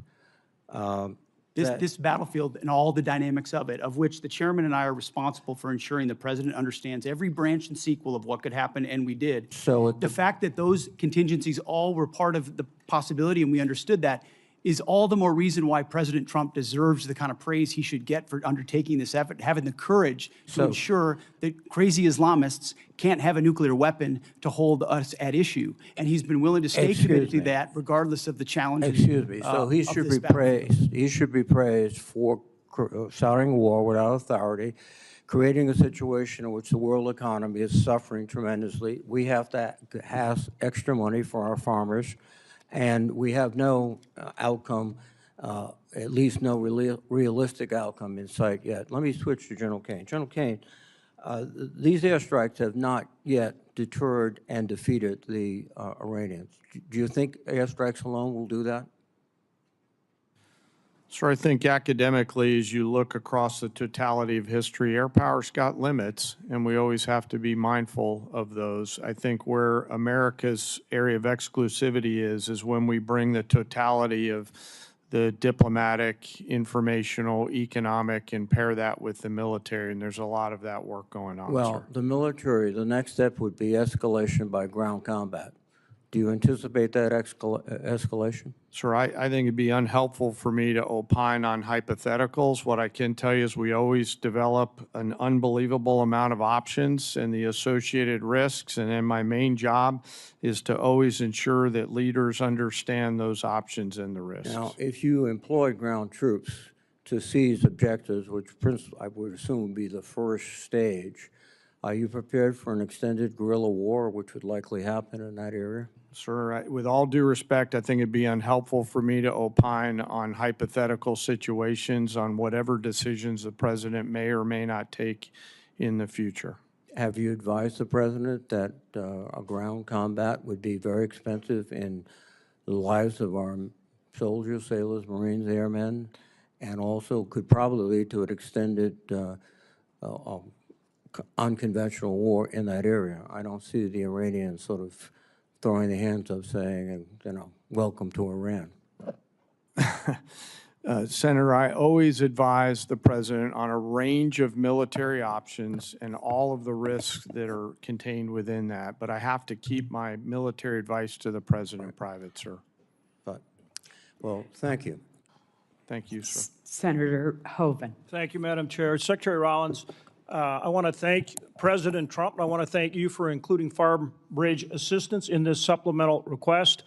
I know I've worked very hard to get it included. I know you have worked very hard to get it included, and I want to thank you and your whole department for your work on it and for this vital support of our farmers and ranchers. What I want to ask you about, though, is actually crop insurance. The number one risk management tool that our farmers have is crop insurance. And the buy-up option is critically important. It covers 67 million acres, 67 million acres of farmland in this country. It was decommissioned, and we need to get it reinstated. Again, you and I both worked very hard on this. Please update me on where we are in terms of getting that buy-up option for crop insurance reinstated. We are 100% supportive of that and are moving forward to execute that buy-up option. Thank you for your leadership on that, Senator. Thank you for your support. Also, Assistant Secretary Fortas for his support. It's very impactful, very important, and will make a big difference for our farmers right now. So thank you for that. Thank you. Secretary Hegseth, are Russia and China helping Iran? And if so, how? Well, Senator, as the chairman alluded to, there's definitely adversary alignment, attempts to do so, and there are many ways that we deter that, some of which are, and the depth and extent of it ought to remain classified, and it should, but there are ways in which both of those countries are limiting at different levels, enabling some of the things Iran is doing, yes. General Kane, would you like to add? Sir, I'd rather not opine on the specifics because that would divulge what we know, and I never want the adversary to know what I know. I just want to know it. And hopefully we'll get a chance to do that in the SCIF. Yes, sir. Happy to do that in the SCIF, sir. This relates both to the funding, but also, again, to how we achieve our objectives with Iran. Starting with you, Secretary, can we get to the point, and we're seeing continued, I think, improvement and progress on this, but essentially where we can work, and hopefully our allies they need to step in there with us, but where we get to the point where we can operate in the Strait of Hormuz, but keep Iran blockaded. We're continuing to get better at that, but that's how we they'll never do anything that they say they're going to do. They've proven that over and over. We have to keep the pressure on. But if we can do that effectively, we keep the pressure on and achieve our objectives. Tell us where we are in getting that accomplished. Senator, I think that's a really good point. That's effectively what we did to create the pressure that led to the circumstances of the MOU, which was we're running a route where ships, and we did it covertly in cooperation with Gulf countries and others who were willing to take some of the risk with our protection and then maintain the blockade. So effectively, oil's coming in and out, oil prices are coming down, but our blockade is staying and the pressure is mounting on Iran. That's something we have done and can continue to do. We moved into an MOU where Iran said we won't shoot at shipping, and then the IRGC turned around and decided to start shooting at commercial shipping again, at which point the president I mean, as he should, cannot tolerate that. And so we respond, as he said 10 times, you shoot at ships, we're going to shoot at you overwhelmingly, which we have been doing now for, I believe it's a 10th consecutive evening. So consequences come with the willingness to shoot at commercial shipping. Our blockade has been reimposed and is effectively impenetrable. We got seized a ship inside the Arabian Gulf as well. So there's a lot of different angles to it, a lot of levers we can pull, and ultimately a lot of the strikes that Admiral Cooper and CENTCOM have been undertaking are taking Iran's ability to see and sense away in the Strait of Hormuz, which has tactical benefits for us. And that's what this funding is about. This funding is about making sure that we and our allies can operate in the Strait of Hormuz, which helps bring down energy prices for every single American consumer, and that we force Iran to meet our objectives. Isn't that what this package is all about? This is a peace through strength package. Right on. That's what 1.5 trillion has always been about, a generational investment at a, as the chairman alluded to, a step change moment. We need to be able to do it at speed, at scale, with autonomy, with AI, with exquisite high cost and low cost to be ahead and stay ahead so that you're not just able to do what we need to do in the Strait of Hormuz, but deter adversaries like Russia and China from getting involved in future contingencies. And just General Kane for any follow-up that you would like on that issue. Sir, I wouldn't have anything to add. Okay. Again, thank you, and thank you to all of our men and women in uniform. We appreciate them so much. Senator Shaheen. Thank you, Madam Chair. Secretary Hegseth, since you last testified before this committee, we finally received the spend plan for the $400 million FY26 appropriation for Ukraine security assistance. This funding was passed back in January, and now there are only 3 months left in this fiscal year. And while I appreciate that we now see what most of the funding is intended for, I just heard from the CEO of one of the manufacturers of the defense articles that are contained in the spend plan that they not only haven't received funding, but they haven't even seen a contract. So when are we going to see a contract for those defense articles that are contained in the spend plan for Iraq? I'm sorry, for Ukraine. For Ukraine. Senator, I'll have to get back to you on the specifics of the timeline of that. I'll talk to our policy shop as well as the EUCOM commander to determine where that's at. Well, you've told this committee that you've barely spent half of the $150 billion in reconciliation funding. And if you still have $75 billion available, why are you asking the American people to absorb the cost of a war they don't support, instead of asking for transfer authority for unspent reconciliation funding, especially if you can't even get $400 million in Ukraine funding out the door? As I mentioned earlier, Senator, that money from the One Big Beautiful Bill is otherwise allocated to the rebuilding of our military with priorities of the president like Golden Dome for America and hypersonics and other munitions investments that we made up front as we tried to adjust the Biden budget into an America First budget. And so reallocating that away from those priorities is robbing Peter to pay Paul. Those are allocated to rebuild. But my point is, and ultimately we're committed if you can't to spend this it year's on agenda. a timeline that makes sense, why do you need to come back and ask for more money? Wouldn't it be better to spend money that you already have? And one of the things I noted was, or at least I think that this supplemental doesn't include funding to repair damage to our bases or to our military infrastructure in the region. And I have not heard that we've gotten the full extent of any of those damage estimates. So should we expect another request to address that military construction costs? And at what point do you stop asking Americans to foot the bill for a war they don't support on top of an inflated budget request and billions in reconciliation funds that you still haven't spent? Well, Senator, I obviously don't agree with your characterization of that. I appreciate that, but you didn't ask, but I want you to answer my question. I know you don't agree with my characterization. I don't agree with yours either. Well, one of the reasons I take issue with that characterization is something that Senator Durbin said when he talked about Ukraine and he talked about winning. And I appreciate as much as anybody winning a war.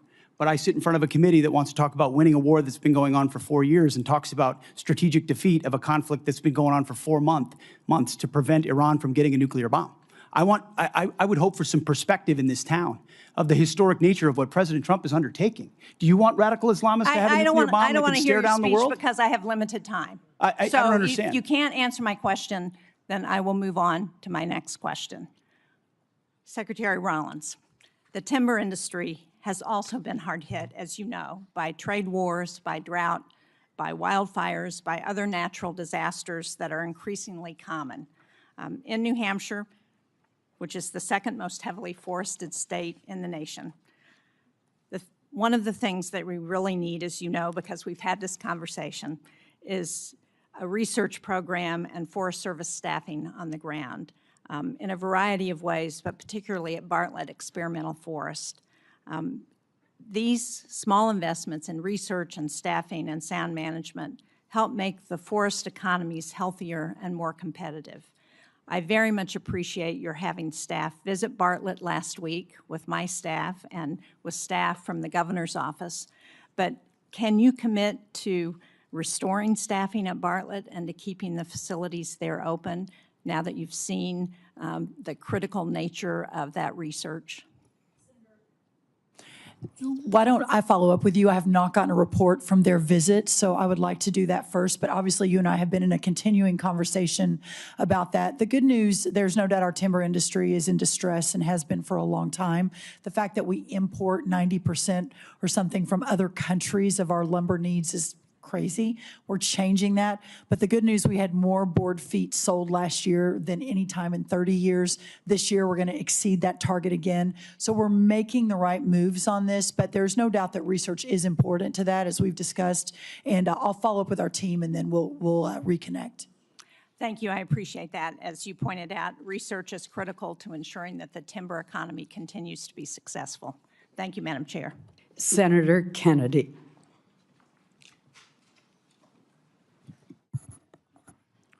Thank you, Madam Chair. Thank you all for being here today. General, in the war between Russia and Ukraine, who do we want to win? Sir, I want Ukraine to win. Is Russia America's friend? I'm sorry, sir, I couldn't quite hear your question. Is Russia America's friend? I think that depends on your definition of friend. I think it's a complicated relationship. But no, I don't think they're our friends. Thank you. If we could cut off Russia's cash flow, which depends substantially on its sale of oil, would that help Ukraine win?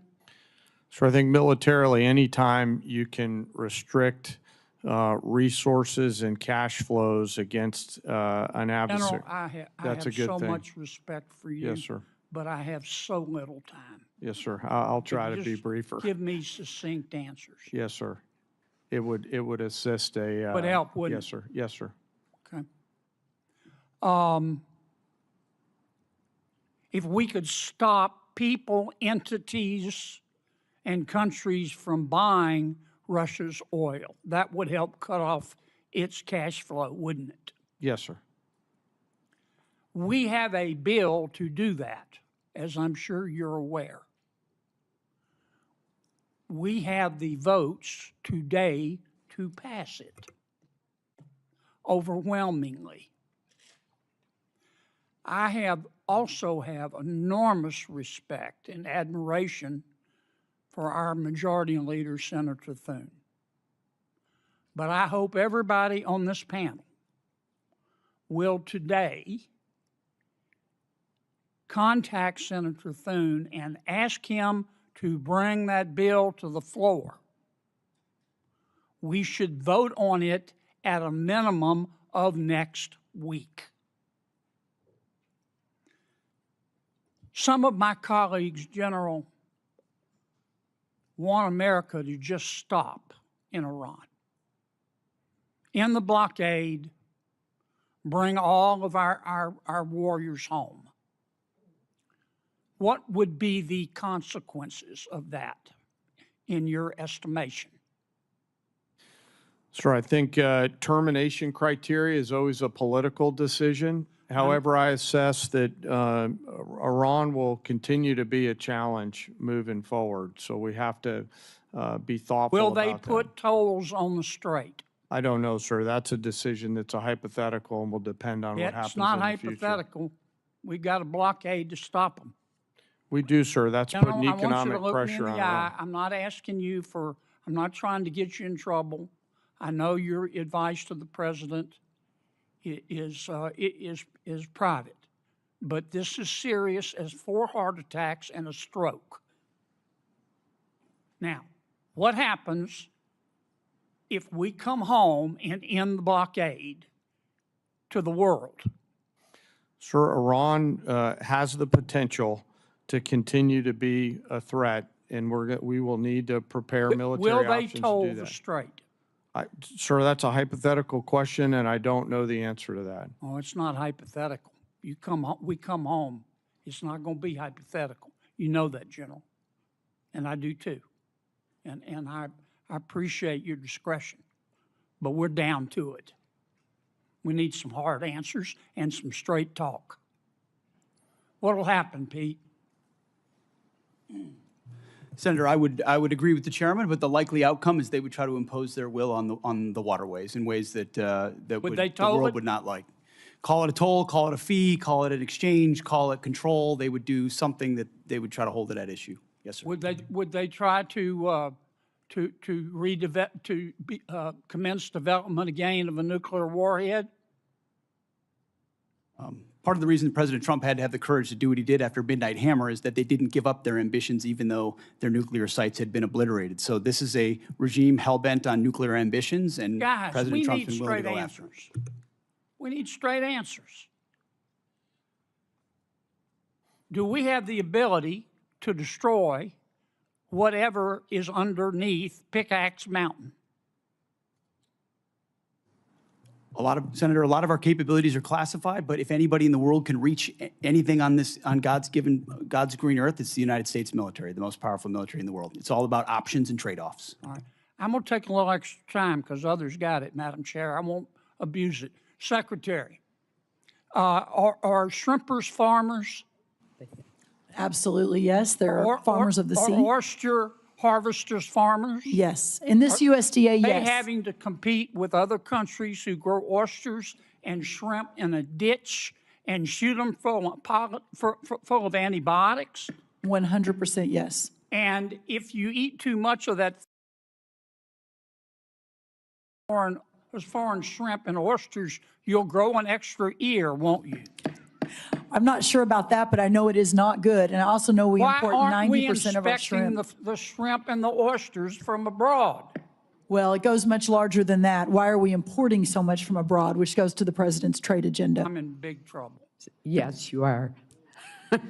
Guys, look, we need straight answers now. We're down to it. Senator Merkley.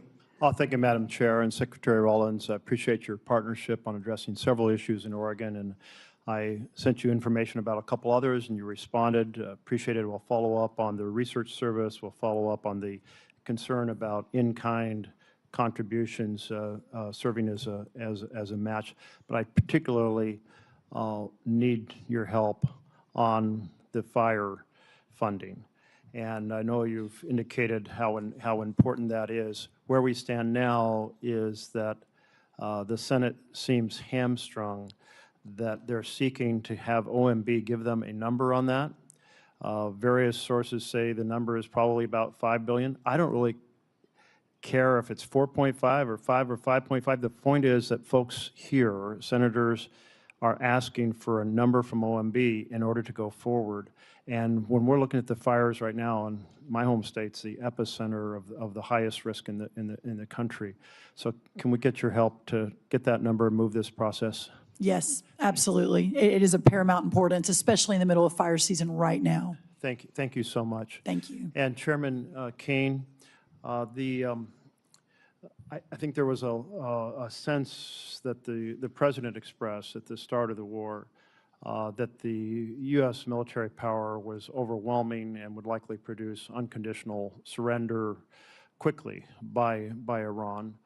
And that obviously hasn't happened. Was it your opinion as well? Did you feel like our military force could produce an unconditional surrender in quick order? Sir, I won't, with due respect, I won't share my private advice to the President. What I will assure you and the American people is I always speak truth to power and offer an accurate assessment of what my assessment is of both our readiness, the plans and activities that might be undertaken, the associated risks, and the secondary and tertiary considerations that go with those opinions or options. Thank you. So you feel like the various risks that the Iran could possibly close the strait, despite the destruction of their navy, that the possibility of assassinating their political leaders and their military leaders could produce a strengthened hardline and weaken the reformers, that Iran would have the ability to sustain its ability to attack sites throughout the Middle East, that the initial requirements of the war could surely deplete our basically high-end standoff munitions, that this could affect our relations with our allies. All those were factors well considered in this decision to go to war?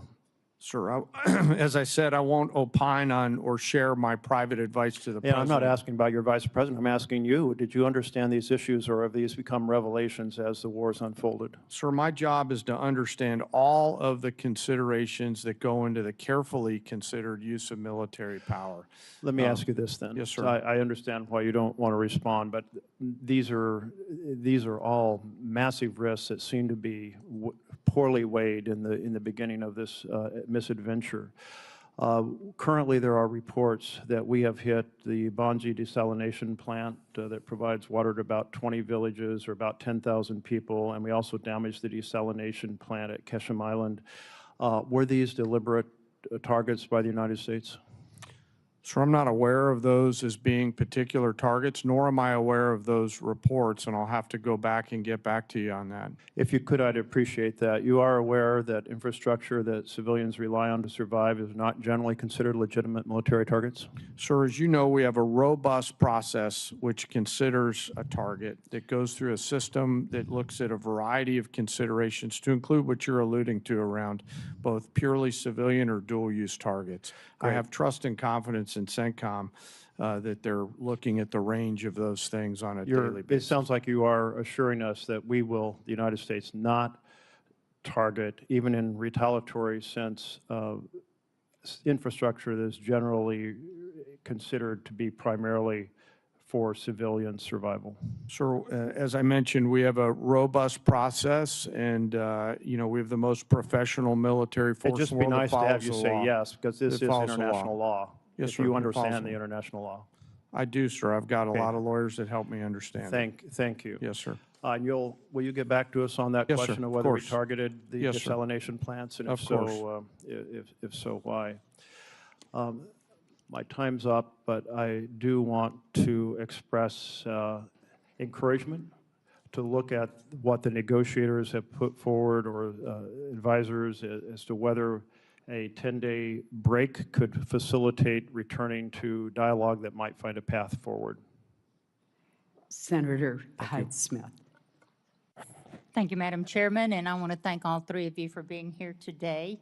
I am going to direct my first question to Secretary Rollins, and again, I want to commend you publicly for the outstanding job you're doing at USDA. You know, this is my world. As former Ag Commissioner, I hear from a lot of producers in Mississippi, and they are so pleased with your performance, and that is just truly genuine right there. But I'm pleased to see the administration's supplemental request as for ag producers, because before I comment on that, I just want the entire committee and administration to take note of the tremendous timber losses as well in places like Mississippi due to winter storms and the tornadoes we've had there. It is significant, and I certainly look forward to working with you with the concerns of the timber sector. Regarding this supplemental, you know, our row crop producers, as you've mentioned in your opening remarks, they are truly in a serious situation. I've talked to multi-generation farmers back home who are the best of the best that did not even plant this year because they could not make the numbers work. And producers in Mississippi and nationwide, you know, we continue to face these economic conditions. They're not going away anytime immediately or soon, but we've seen the commodity prices drop and the input costs just go through the roof.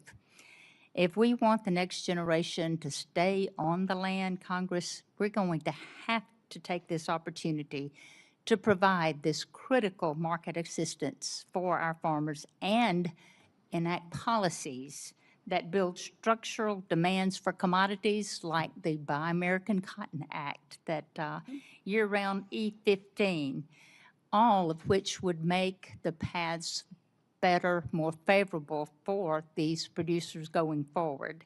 But I appreciate the administration's effort to this date, including the Farmer Bridge Assistance Program that was so valuable, implementation of the updated Farm Safety Net with Working Families Tax Cut Act, and now the supplemental request before Congress. But will you speak to why it's critical for Congress to act swiftly to pass this supplemental and the need for us to pass legislation that drives the demand for farmers' products?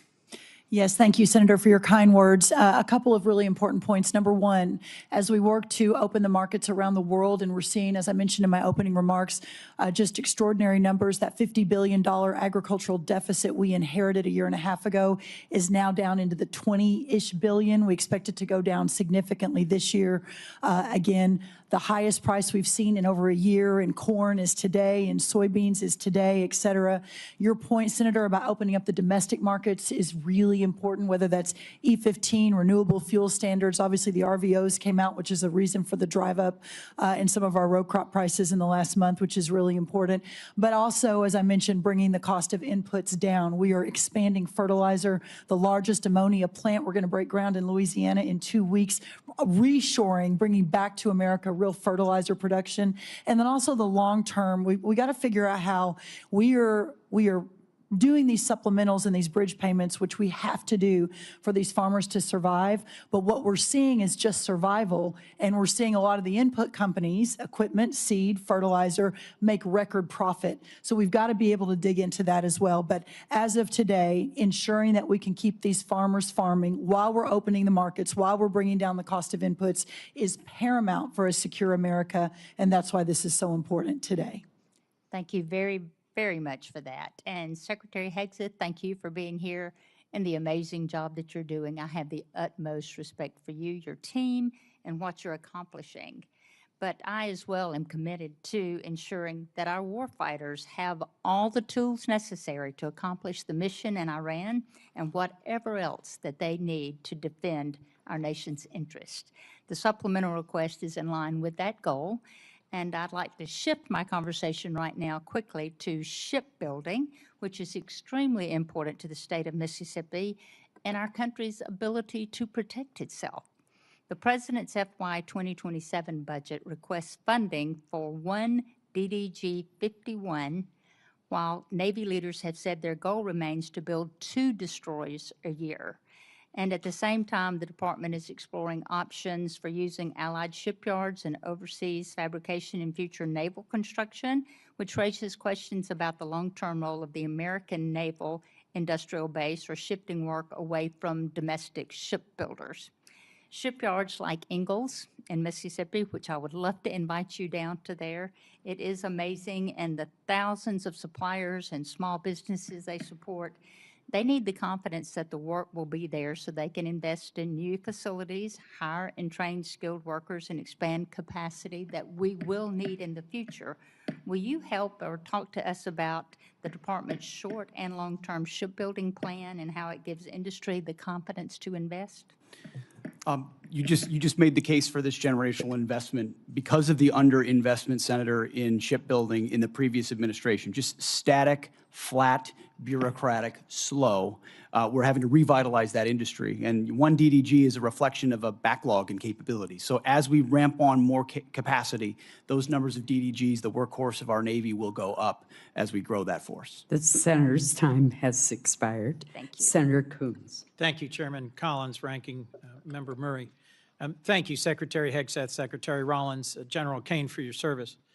I want to start with the things I know we agree on.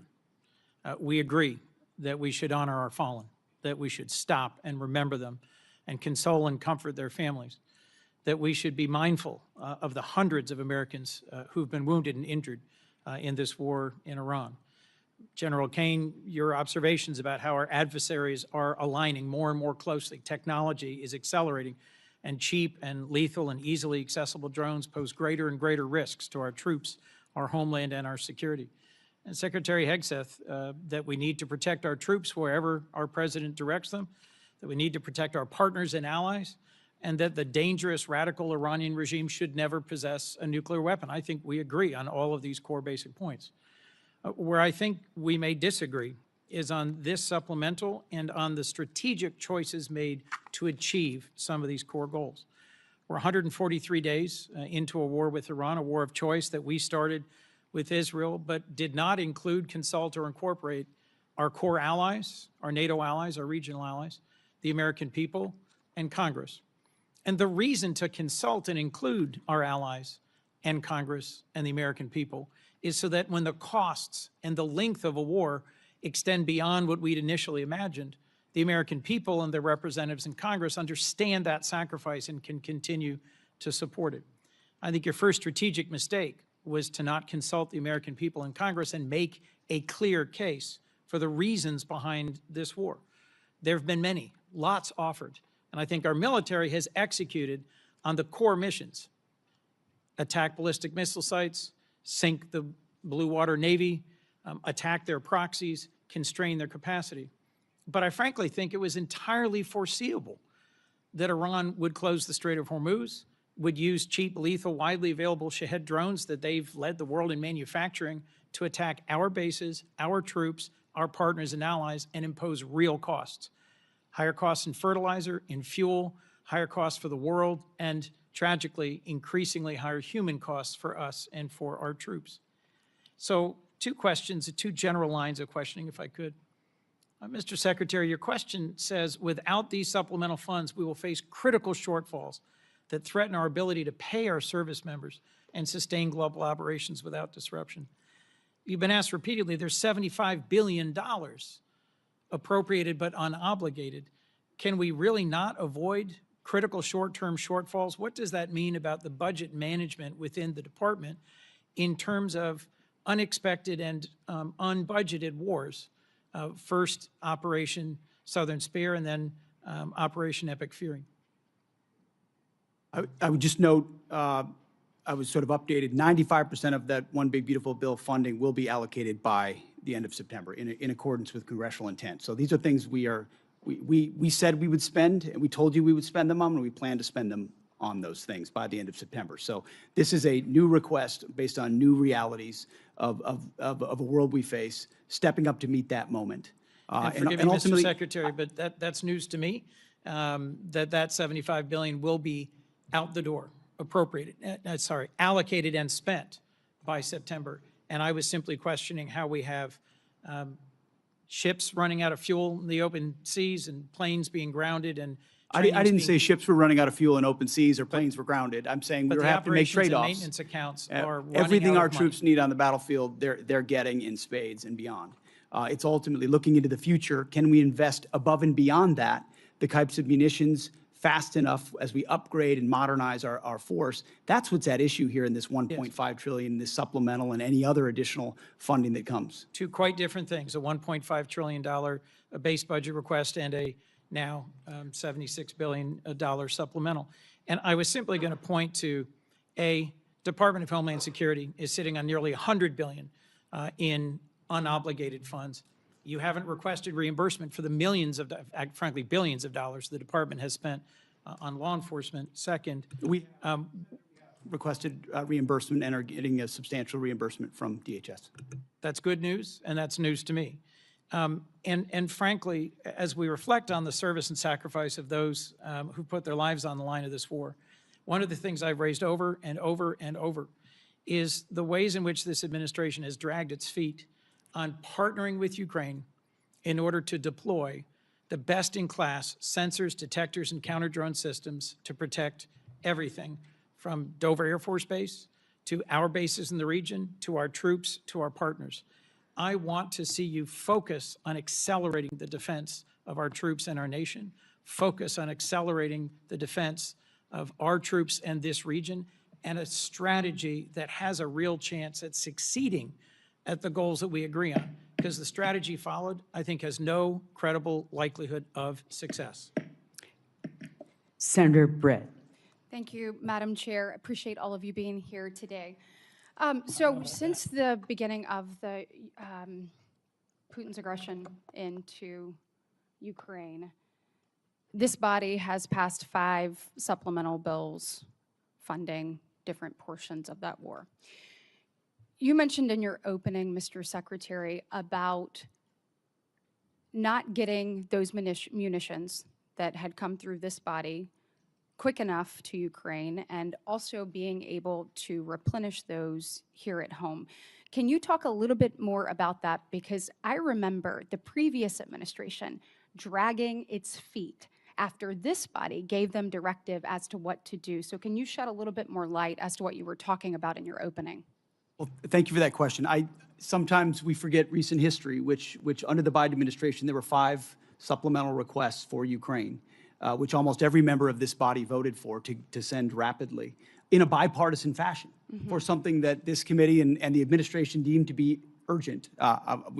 President Trump may take a different view, but that was the view of the Biden administration. And real quick, wouldn't you say it would be urgent to make sure that our men and women in uniform right now have everything that they need? I would argue providing for American men and women as opposed to Ukrainian men and women is a higher priority for the United States Senate. So 5 supplementals that went to Ukraine, as good as that cause may be, why is that righteous to do? But funding troops in harm's way right now, given the threat and what they're undertaking, this is a partisan exercise. And so, it's hypocrisy. And I appreciate Secretary, you pointing it out. Real quick, Madam Secretary, question for you. When the Russia-Ukraine war started, we saw obviously costs go up around the world. In particular, in that region, we know that supplying of fertilizer, was tremendous. We also know Ukraine was top 5 when it came to wheat and corn and other things that we utilize, across the globe. It's my recollection that fertilizer went up about 55%. Obviously, if we were able to create stability there in the region and have peace, it would follow that then prices would likely go down over time within the agriculture world as well. Is that fair? Yes, that's correct. Okay, and when we're looking at the Ukraine and Russia war and trying to end Putin's aggression, trying to bring peace, General Kane, if we were to cut off the funding that Russia was getting, would it follow that would be a driver that could possibly lead Putin to the table? Senator, yes, and their economy is Thank you. struggling now. Thank you. And we also know, I saw reports this weekend, that it is said that possibly Russia and China, which I know you can't comment on right now, but are actually helping Iran, whether it is targeting our troops, funding, and other mechanisms. So a thing that we could all agree that ending that would be helpful. I want to just echo Senator Kennedy's comments that I think the sooner we can get this bill on the floor and passed, it would be huge with regards to Russian sanctions. Also want to just talk briefly about the dysfunction of this body. So my question is for you, Mr. Secretary, and you, General Kane. I would have to think that our adversaries, and I believe that we need to fully fund our military, making sure that our warfighter is the best ready, trained, and equipped across the planet. I think we have an obligation and a duty to not only meet the needs of the moment, but to also look at what's to come and be preparing for that. You talked about an insurance policy. You talk about what we need to do. Then now is the time to do those things. But I would have to think that the dysfunction of this body, whether it's the full shutdown, a partial shutdown, a partial shutdown, not being able to pass NDAA, not being able to pass FISA, I would have to think that our adversaries look at that and it gives them a little bit more credence as to what they're doing abroad. Can either one of you comment on that?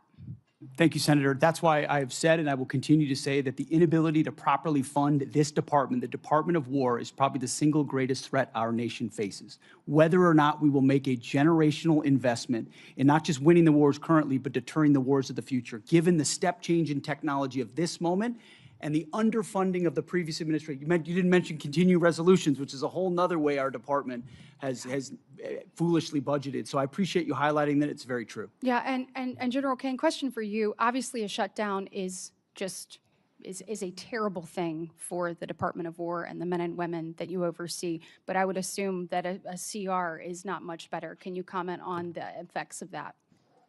Ma'am, the department's done a lot of work to bind together founders, funders, and fighters as we look to the challenges that we face in the future, and a CR would hurt badly the effort to properly arm the joint force. I hope we can work together to do the right thing. Thanks. The people are depending on it. Senator Schatz. Thank you, Chair. Thank you, Secretaries and General, for being here. I want to start by paying my respects to First Lieutenant Tyler Feehan of Eva Beach, Hawaii, who was among those killed in Jordan this weekend while serving our country. His courage, selfless dedication, and unwavering commitment to duty reflect the very best of our armed forces. We extend our deepest condolences to his family, his loved ones, his fellow service members, and remain forever grateful for his sacrifice. Secretary, about 190,000 people in the state of Hawaii, believe it or not, voted for Donald John Trump. And I know a lot of them, and I represent all of them. And one of the reasons that they were enthusiastic about Donald Trump, and you, Mr. Secretary, was they thought that we were going to have a new foreign policy. And that I think, I'm paraphrasing, but I think you characterized yourself as a reformed neocon or some such thing. And people were pretty thrilled about the idea that we were going to, that America First in their mind meant that we were going to not do this kind of adventurism. And so I don't want you to answer me, I want you to answer them. And I want to walk through the sort of stated objectives of this war at the outset. Regime change. We now have a younger and more radical regime. Depleting, eliminating their conventional missile capability. It's true that we've depleted their conventional missile capability. It's also true that anything the Department of War sets out to do, it usually succeeds at. So the question is not, do we kick ass? It's when do we decide to use kinetic engagement to extend our power across the globe. And it's clear that Iran still retains enough conventional missile capability to attack our bases and our interests in the region. Now, it's true that the Blue Water Navy is destroyed. It's also true, and you know this, that the IRGC has something that you may not call a navy, but it's got capabilities to touch us with drones and missiles and lay mines in the Strait of Hormuz, preventing their nuclear capability. It's also true that if you bomb the crap out of a place, they're going to have less capabilities by the end of it. But it's also true that we have not eliminated their nuclear capability, and whatever duration we've set them back actually pales in comparison to the, and I'll say it, the Obama nuclear deal, which we did without having to put our people in harm's way. And then the last objective, which has become a new objective, is open up the Strait of Hormuz. But the Strait of Hormuz was open before this war started. And so you tell my constituents why this war is going so well. I think you did accurately portray me as a reformed neocon, and members of our generation in Iraq and Afghanistan watched administrations on both sides try to project some remaking of a society in the image of America that spent thousands of lives. I mean, in Iraq, 15, I don't know the exact number, but tens of thousands between Iraq and Afghanistan, men and women lost. President Trump said we're not fighting stupid wars like that again. And he hasn't. That's why we haven't been trying to remake Iranian society, but simply in a realist, America First way, ensure they never have a path to a nuclear bomb, full stop. And he has said as a candidate, and he said as a private citizen, Iran can never have a nuclear weapon because radical Islamists with nuclear weapon will wield it over our head in perpetuity. Secretary, so President Trump ran on fighting wars differently, and we're doing so overwhelmingly. And he was very clear as a candidate that Iran can never have a nuclear capability. Yeah, so I think he's directly on par with exactly what he said he wanted. Here. I think we're understanding the limits of air power here, because we're basically at a stalemate. Someone says the Strait of Hormuz is closed, and we say, well, we got a naval blockade, and we're just going to see who blinks first. And the truth is, in order to sort of change the balance here, change the equation here, some kind of escalation would have to be considered. And if you're taking that off the table, then we are in a holding pattern. And I go back to the original 5 objectives, and none of them have been met. Some of them have changed, but none of them have been met. And with gas at now 402, with the Brent crude hit 90 today, up from 70 2 weeks ago, gas up about $1 nationwide, about $1.50 in the state of Hawaii, people want to know, why are we even doing this? Senator Fisher. Go ahead. Thank you, Madam Chair. Secretary Hegseth, I appreciated your perspective on the focus on the 4-year war in comparison to a 4-month war with a nuclear adversary. And I thought it was very well said. Thank you. If we want to support Ukraine going forward, I think the best way to do that is to dramatically increase munition production. And we need more interceptors. We have to be able to move forward. So do our allies and our friends. And let me emphasize that this supplemental does that. This is what we're talking about here today. It's one of the things that we're talking about. As a member of the Armed Services Committee, one of my priorities for over 5 years now has been on munition production. General Kane, what happens if Congress doesn't fund this $21 billion request for additional munitions? Well, ma'am, there's been a lot of work done by the department to partner with the private sector. I'll acknowledge some of the efforts that the private sector is doing to utilize their own capital to facilitate factories. If we don't, as a team, figure out how to properly fund the department, then we're not going to get the munitions, and there's going to be a lack of shared risk between the federal government and the private sector. And I think we're at a point in time in our history where we need to partner. We need to find an ability to share risk. We need to be better sellers and buyers on both sides in order to make sure that the young all-volunteer force has the weapons that they need before they are asked to go do something. What you're saying is we need to be prepared as a country. Yes, ma'am, and I hope, as I said in my opening statement, that we will find a way to make sure that we seize this moment in this time in history to ensure that we've got the right mix of munitions, high, low, scale, autonomous. What's your plan B if the supplemental doesn't pass?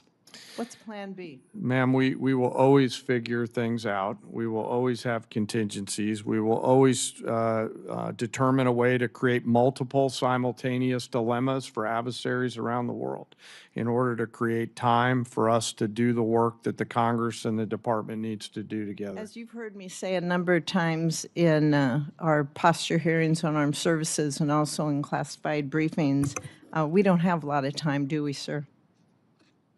No, ma'am. That's why I said, if not now, then when? And if not us, then who? And I truly believe we're at one of those moments in history where we have a choice to make, just given what I see on the next couple ridge lines. And I encourage us to move forward. Thank you. Mr. Secretary, how would this request scale munitions production and be able to accelerate our delivery times? In the past, previous administrations would sort of send the same amount of dollars into trying to encourage companies to build another factory and add an additional shift.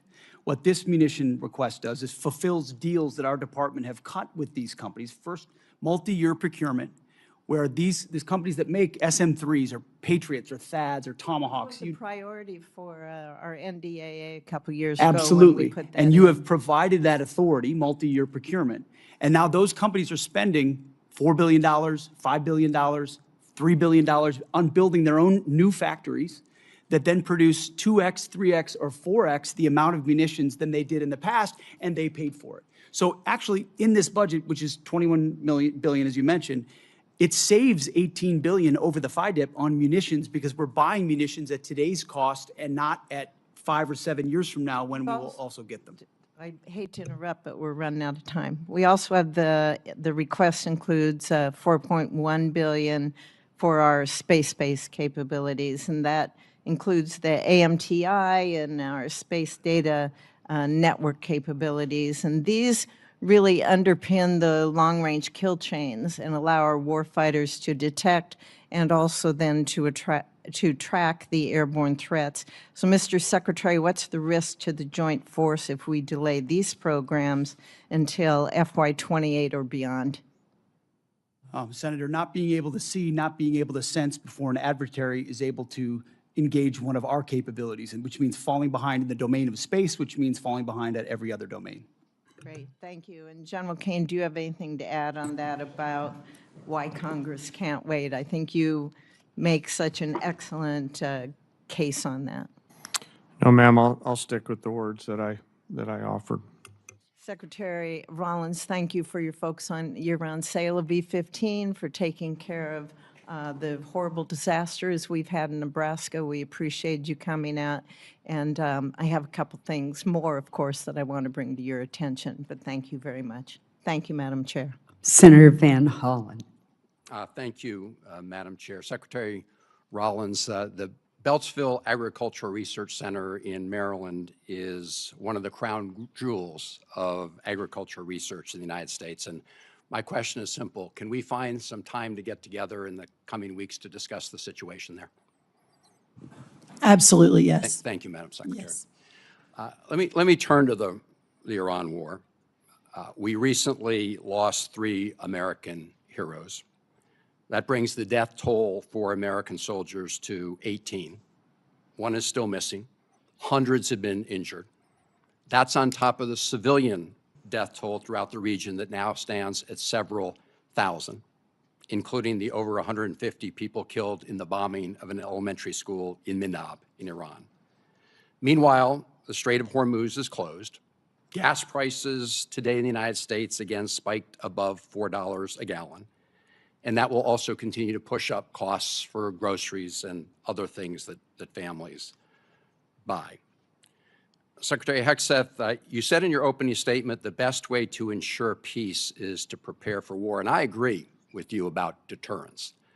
I would also submit that the best way to ensure peace is not to start wars, because wars are a lot easier to start than they are to end. General Kane, I heard your testimony saying Iran will continue to be a challenge. And I think it's pretty clear that that is, in fact, the case. And, General, in order for you to develop a military strategy to accomplish a particular objective, you obviously need to know what those objectives are, right?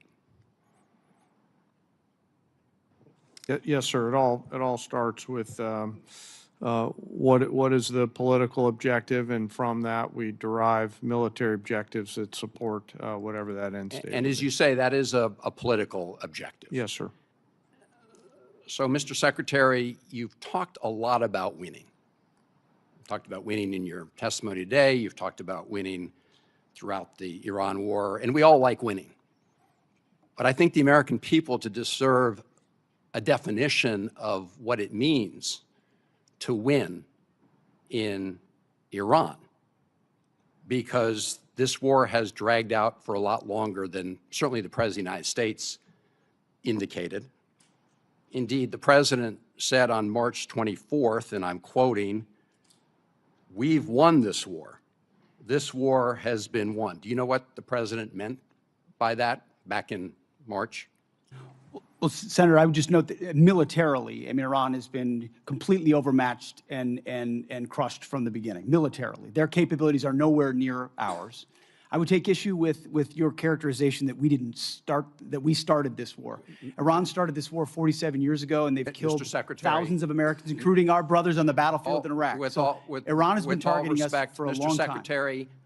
Mr. Secretary, we didn't start it, they did. Let me just ask you this, since you said that what the president meant by his statement on March 24th, I think that we had sort of defeated Iran militarily. But that is not the entire objective of this war. I don't think there was ever a question about whether the United States, with its superior military, could destroy a lot of Iranian assets, military assets or other assets. That was never a question. But when most people think of winning the war, they think that that means the war is going to come to an end because we've won. And the president said back in March that we'd won. So I guess my question to you is, how are we going to define winning? I hear back in March, you said about the Iranians, and I quote, whether they will have a ceremony in Tehran Square and surrender, that's up to them. So my question, Mr. Secretary, reopening the Strait of Hormuz is necessary in order for us to win, right? That's just a simple yes or no question. You asked me what the overarching objective is, and I would say ensuring Iran never has a nuclear weapon. That's been clear from the president from day one. That's why Midnight Hammer was undertaken, to obliterate their nuclear sites. That's why we're watching their nuclear sites. That's why that was a part of negotiations, ensuring that the next generation of Americans don't have to deal with an Iran that wields a nuclear weapon. Since that's what you're leading with, Mr. Secretary, let me just say this. You said after Midnight Hammer, and I'm quoting, our bombing campaign obliterated Iran's ability to create nuclear weapons, unquote. Clearly, that is not the case based on your testimony today. It's also a fact that the DNI, Tulsi Gabbard, testified in front of the Intelligence Committee that it was our assessment that Iran did not intend to restart its nuclear program. The President of the United States, just about a week ago, said Iran has committed not to develop a nuclear weapon, which of course is a commitment they've made for many years. We need to enforce that. That's what we are doing under the JCPOA. Thank you, Madam Chairman. Senator Rounds. Thank you, Madam Chair. I had the opportunity to serve as governor of South Dakota for 8 years. During that time, we deployed over 5,000 young men and women into harm's way, National Guard members from South Dakota. I attended their departure ceremonies. I attended their welcome home ceremonies, and I attended 31 funerals. One of the main reasons that I decided to come to Washington was because I never wanted to see young men and women going into harm's way again if they didn't have the best leadership, the best training, and the best equipment possible. Now, this body, the Senate, with regard to the Iranian war, to date, this body has chosen not to impose war power limitations on the president, nor have we pushed for the withdrawal of forces from the theater. I think the decision to take out Iran's nuclear program and their missile production capacity was the right one, and it should have been done a long time ago. But when the president did that, we also assumed that there would be risk involved. And when you put young men and women in harm's way, you want to do everything you can to make sure that you get in, you get the job done, and you get out. I think that's what we talk about. Now today, it has been since February that we now have the Iranians that are shooting back. We haven't finished the job. I think the question that the American people have is when the difficult decision comes, because I don't think diplomacy is necessarily working, and I think most people would say we've got more issues in front of us before this is complete. For General Kane, when the time comes and the President is asking for the decisions about the options available to him to appropriately end this war favorable to the United States and to take care of this problem permanently, are you prepared to provide him with the appropriate options that he is going to have to make a decision to choose from? Sir, I always provide the President with appropriate options and risks that he can choose from. And those options that he will have to choose from will cost money. And that's our role here. Because if we don't do it right, young men and women die. Yes. My question to you, sir, is this. You've offered a supplemental request, and I recognize that it's part of a $1.5 trillion overall. But is this enough money to get the job done? Or is this going to just get us far enough until we've got to come back in here? And in the meantime, we may very well not have these young men and women out of harm's way yet. That's my question. Sir, I want to first start with recognizing your 31 fallen from home and mourn their losses. We carefully consider the use of military force every single day. And the most important thing that I do is make sure that the President and the other leaders understand the risks and carefully consider the Dover test, a place you've been many times. And that is, are we willing to go to Dover, as we will tomorrow, to bring back the fallen? I can't answer the question on what it will cost because the enemy has a vote. What I'll commit to you as this plays out, we'll make sure that the Congress is informed. But because I'm not quite sure how this is going to play out yet, it would be unwise for me to comment on what a future cost may or may not be, depending on what they choose. Then, General, you will provide a plan to Congress at whatever the appropriate classification level is on what resources are required to execute what the President's intent will be to successfully end this conflict. Sure, I will always make sure that, as we have, that we're moving data as appropriate to Congress. Yes, sir. Okay. Let me come back in just in terms of follow-up on this a little bit. Some have criticized Operation Epic Fury for expending many of our munition stockpiles. Were our munitions, the inventories of those munitions, and the capacity of our munitions industrial base sufficient for great power competition with near-peer adversaries like China prior to Operation Epic Fury? Secretary Hegseth? Senator, as I laid out, because of the previous administration funding shortfalls, munitions transferred to Ukraine and not replaced, and then ignoring threats, it built a lot of risk that requires this kind of investment. So you'd look at the $67 billion alongside the remainder for 1.5. That's the kind of generational investment that not just matches peer adversaries, but far surpasses them, which I think is your expectation, having been to those ceremonies, which is mine, having been to them and going to them, is that we give everything possible to the warfighter that they deserve. Senator Heinrich. Thank you, Madam Chair. Thank you. Thank you, Madam Chair. General Kane, our military is the best in the world, and so I don't think any of us should be surprised with the technical execution of its attacks on the Iranian regime's forces. They've been flawless. What I don't want us to confuse is flawless technical execution with long-term strategic success.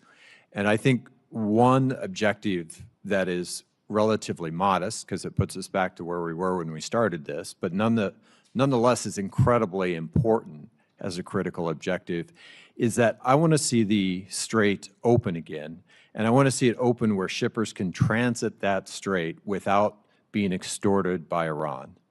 And I would love to see that before our commercial and other oil reserves are exhausted because of the impacts that that will then have on the pocketbooks of American families. Is that a reasonable objective, and is it one that you share? So I'll defer on the military objectives to the political leaders who set them. What I can tell you is U.S. Central Command is working hard to ensure that Iran cannot terrorize the southern flank down there, and they're doing so every single day and night. And you and the rest of the Senate would be proud of the actions and activities for the forces that are down there. The character of war is changing, though, like I said in my opening statement. And so there's a variety of mixed munitions that are down there coming at the commercial traffic. But I would like to be clear and unambiguous with you and the rest of the Senate and the Iranian forces. They have a choice to make, and they should knock it off. I have no doubt I would be incredibly proud of the actions of our service members in this conflict. And I hope we can achieve that kind of strategic objection on the timeline that obviously avoids the worst impacts of the limitations of commercial oil supplies right now. Secretary Rollins, I want to shift gears. One of the things that you mentioned in your opening statement that we appear to agree on is that there is simply too much consolidation in a number of agricultural sectors. You mentioned fertilizer and seeds, but in particular, I want to talk about the meatpacking industry because in a previous Trump administration bailout, about $90 million went to the corrupt Brazilian meatpacker JBS.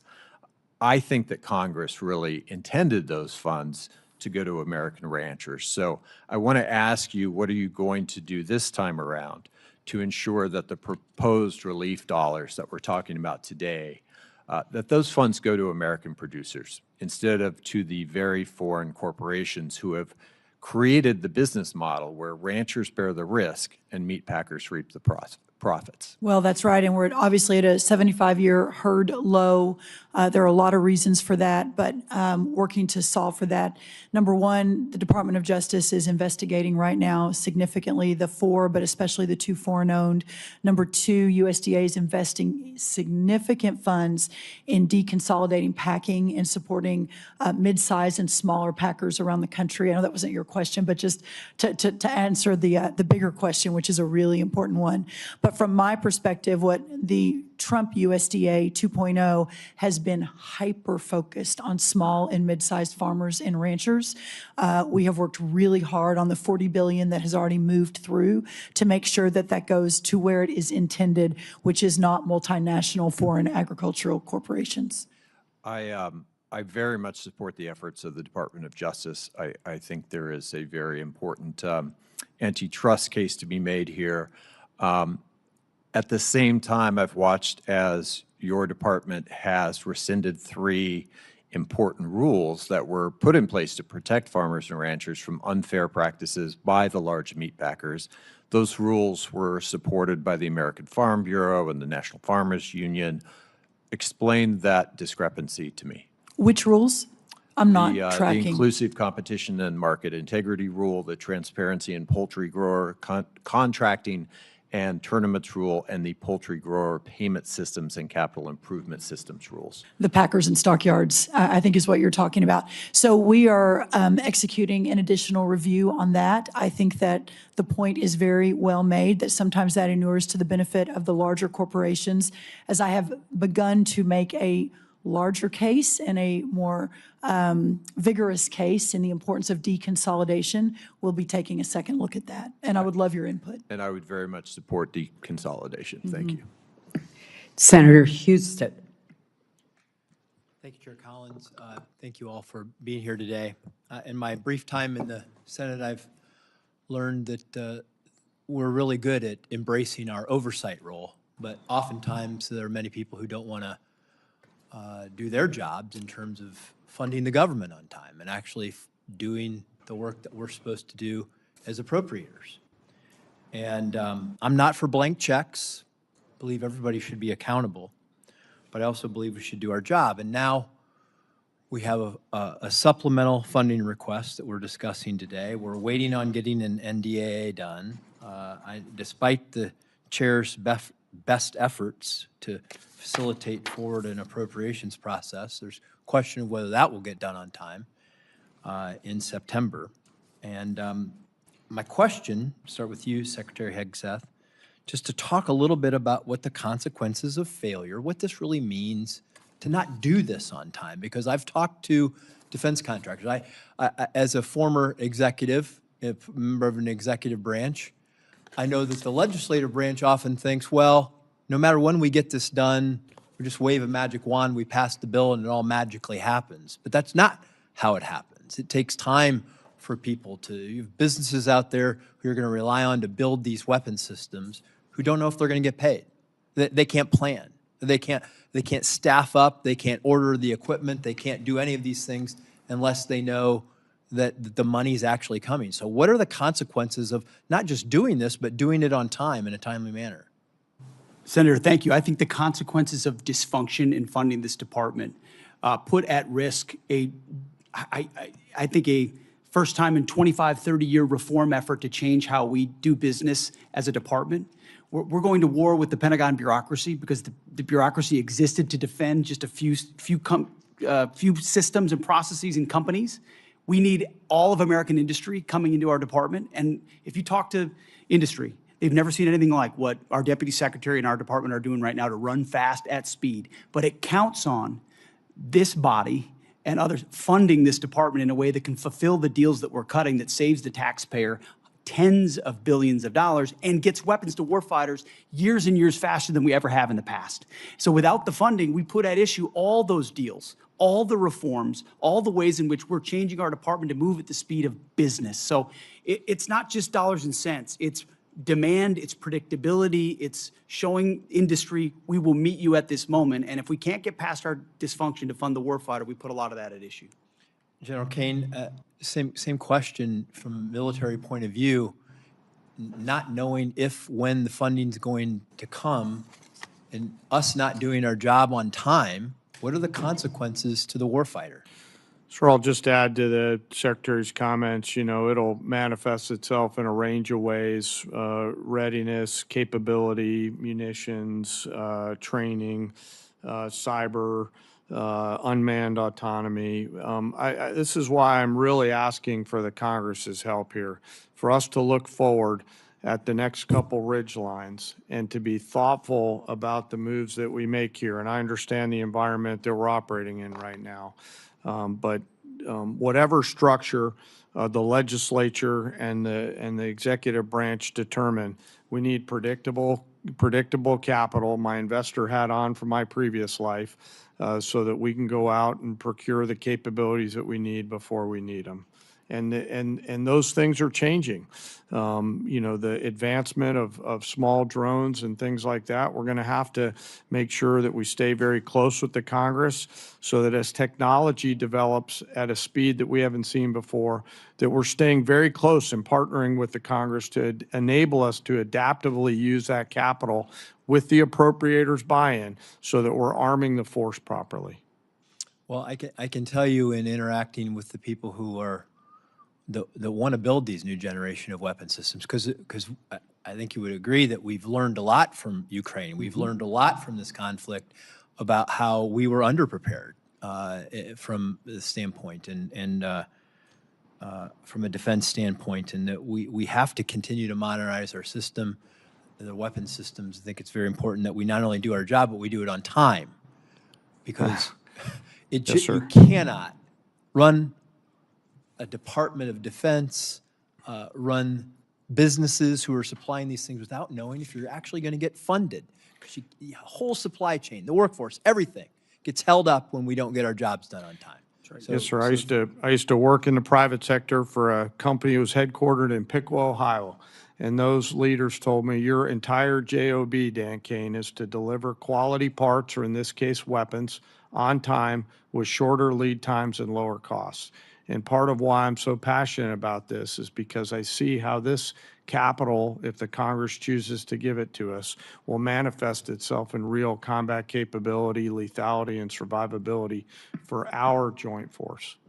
Thank you, and thank you, Secretary Rollins, for coming to Ohio and meeting with all of our ag leaders. It was great. Thank you, Madam Chair. Senator Gillibrand. Thank you, Madam Chairwoman. Secretary Hegseth, you're requesting billions of dollars in supplemental funding for a war that you said would last for weeks, and that the president has no plan or ability to end.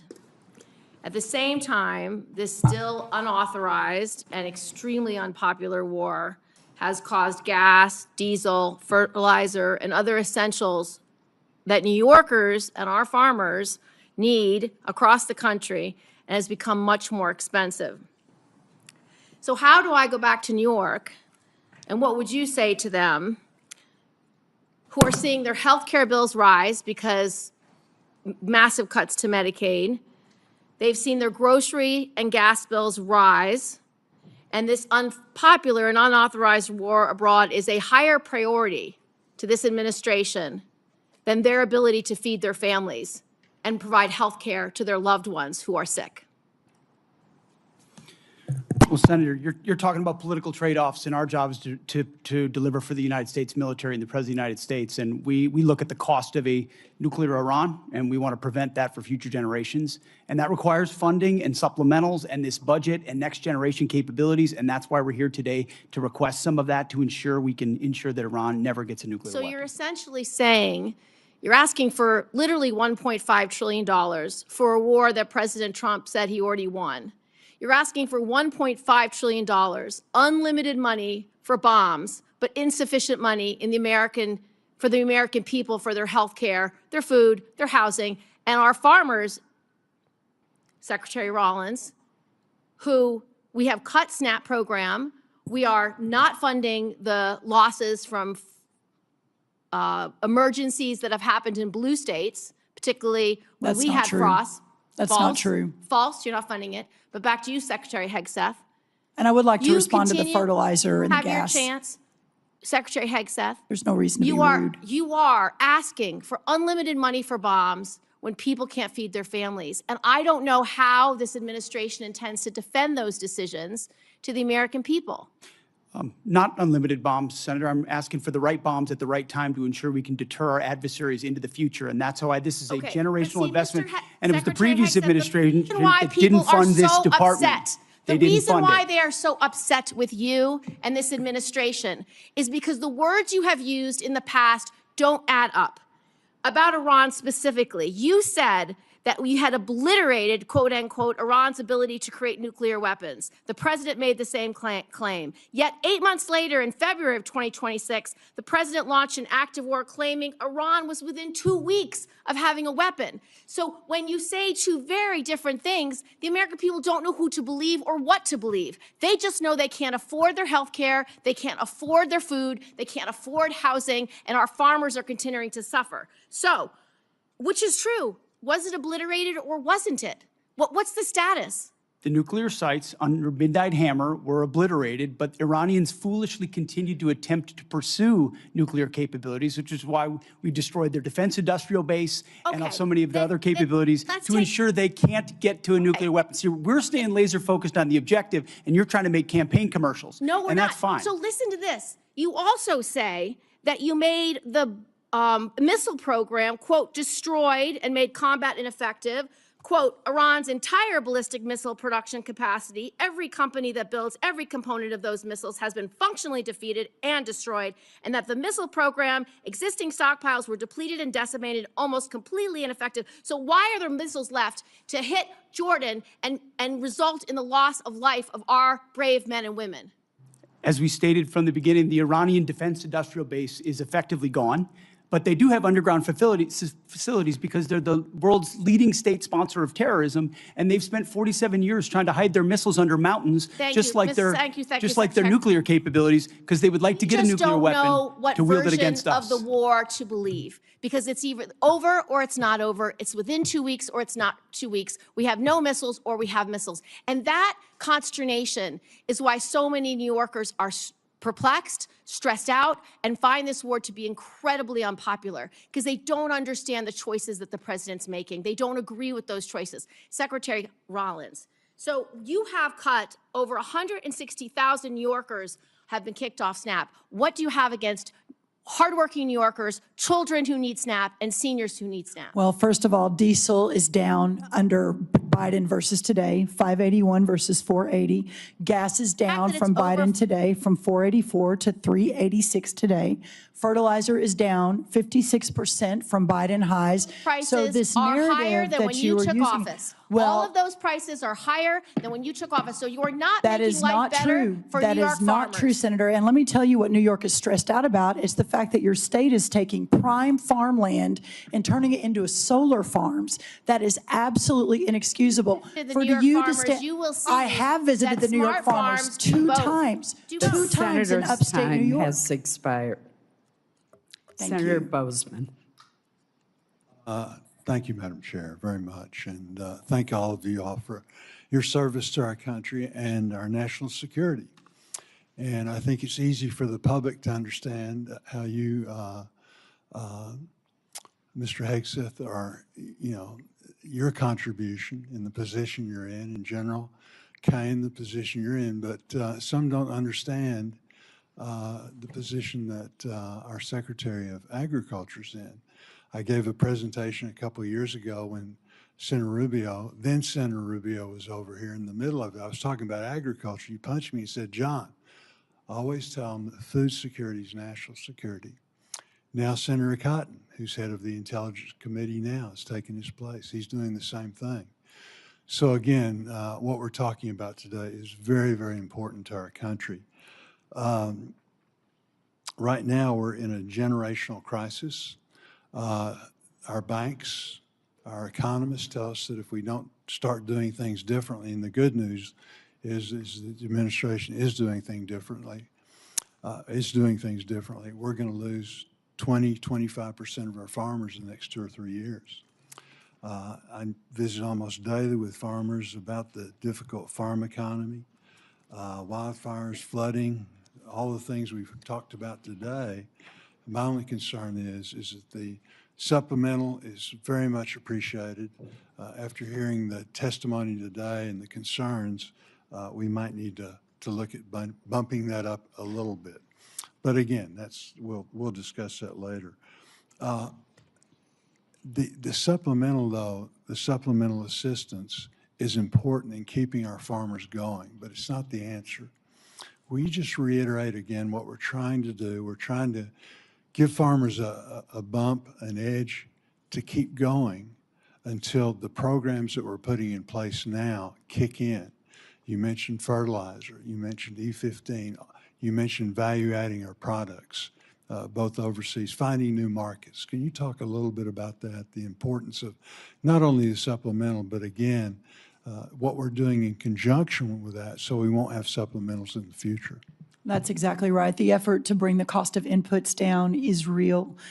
Fertilizer, seed, labor, interest rates, et cetera, number one. And if we can just get inputs back down to where they were in Trump 1, we're going to have a remarkable recovery in farm country. But then you add that to the 19 new trade deals, more coming online every day, the record-breaking exports that we're going to see in a lot of our row crops, but also in dairy and tree nuts and others. That's going to be a game changer. Then you look at expanding the domestic market, as you talk about, whether E15, obviously all of the biofuels. We've already seen corn and wheat hit record highs, or the highest number for the year after announcing the new renewable fuel standard. So we're seeing some pretty incredible movement in the right direction. Then you marry that to all of your work under the Working Families Tax Cut Act, the new reference prices that under the last administration couldn't get a farm bill. You all did that with the president's leadership. The first time we're going to increase reference prices in more than a decade, combined with a $250 billion investment in rural America, the largest investment in rural America in American history. This Congress did that with the White House's leadership. All of that together is going to change the trajectory for the long term of farming and ranching in America. But to get to that point, that's why this supplemental is so very, very important. Madam Secretary, I have a letter from Farm Bureau that I want to put into the record that just outlines requesting relief to sustain America's farmers and ranchers. Secretary Hegseth, General Kane, one of the things that we're concerned about is that in the military construction aspect of things, we're really not asking for that in the supplemental. I know that the success of Operation Epic Fury, particularly for our missile interceptors and short-range aircraft, really basing was a large part of that. Can you tell us how we can help you, again, try and plus up our military construction in some way so that we're not going to be faced with this in the future, trying to double up? Senator, I think by Congress finding the ability to meet up to close to our the totality of 1.5 trillion means we're not making the kind of trade-offs this department has made now for decades. Those are the types of things, construction, maintenance, that fall off when trade-offs occur. And so you dig the hole even deeper. And what this budget does, first of all, it fully funds the UPL list, which is the unfunded priority list of PACOM, a priority theater, and then it gets at every single substandard barrack that we have across the department. So we're funding the military construction in a way that we've never done before to get out of the hole that we've had for a while. Very good. Thank you, Madam Chair. Thank you, Senator Bozeman. To the very patient Senator Baldwin. Thank you, Madam Chair and Madam Vice Chair.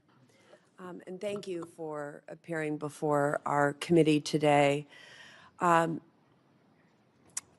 many I represent and to me, this supplemental request is another example of this administration's misplaced priorities.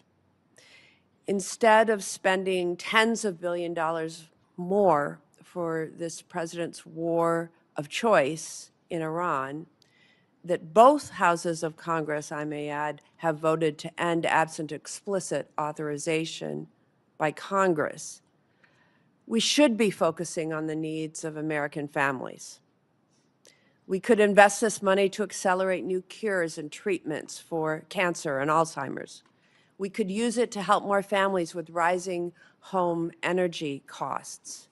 We could use this funding to help more families afford quality childcare. We could use this funding to help more kids get free school lunch. We could use this funding to restore health care for working families. We could use this funding to support our public schools and special education.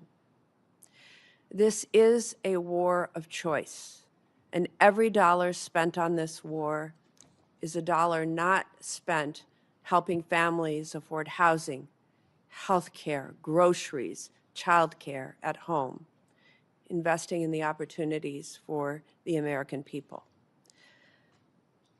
First, I want to express my condolences and my respect for the 17 American service members killed in this war since February, including 3 over the past few days. Their lives are the price this country has paid for this war. The deadliest day for U.S. forces was on March 1st, when an Iranian drone struck an Army facility at Port Shuaibah, Kuwait, killing 6 soldiers and injuring more than 30 others, including soldiers from Wisconsin. Soldiers from the unit stationed at Port Shuaibah told reporters that the facility did not have adequate air defense capabilities. These soldiers and their families believed they were sent into harm's way without the defenses they needed. Secretary Hegseth, what would you say to those soldiers and their families? First of all, that we honor and recognize their sacrifice and what they've given. I've been in touch with at least one of those families on a regular basis and understand the pain of losing a loved one is unfathomable, which is why we greeted them at Dover, and we'll greet those again tomorrow. I would say in talking to Admiral Cooper, the CENTCOM commander, before all of this was undertaken, maximizing defensive capabilities, mostly by moving as many people as possible off the X, which we did in historic fashion, moving almost 90% of Americans in theaters off of where they could be a target, first of all. So Bunkers that they would move really into, early warning. on Fort Shuaibah, and I Ultimately, will quote from the Washington Post article of July 12th. Shuaibah, this is a quote, Shuaibah did not have any of the systems that would take down the one-way attack Shahed drones, and initial security assessments found that the base was not adequately protected, end quote. Soldiers at Port Shueba have also been quoted in news reports saying that requests for additional medical and drone defense systems were denied prior to the conflict with Iran beginning. Why were those requests denied, Secretary Hegseth? I would confer with Admiral Cooper, but it's not a single drone or defense request denied at any level that I'm aware of. We did everything we could to move heaven and earth in every single location to protect every single American we possibly could. An article from July 12th, Washington Post also quoted a soldier saying that the unit's request for an Eagles drone defense system was denied because of lack of assets. That's an end quote. U.S. Army Central has conducted an investigation into that attack. Do you commit to releasing the findings of that investigation publicly, yes or no? We'll get you the status of that. I would argue if it was a resource constraint, that's precisely why we're having this hearing today, to speed up systems to the battlefield, to warfighters as fast as humanly possible. It's been too slow in the past. It needs to be faster. The reforms we're undertaking will do the findings that. of that investigation publicly, yes or no? I will work with Admiral Cooper to make sure it's handled properly. Yes, Senator. Thank you. Secretary Hegseth, I traveled to Walter Reed Military Hospital and met with soldiers who were injured in that attack. What they told me confirmed what other soldiers have said publicly, that most of these soldiers injured in the attack did not receive proper medical care in Kuwait, in Germany, or during their initial days back in the U.S. The U.S. military has been fighting wars in the Middle East for 25 years. Why was proper medical care not immediately available to these injured soldiers, and why were they not immediately screened for traumatic brain injuries? I'm not taking issue with the characterization of individual soldiers, but I would argue that every effort was made to provide every level of medical care possible, understanding how CENTCOM The operates. senator's time has expired, and there is a vote on. Senator Capito. Thank you, Madam Chair. Thank you all for being here.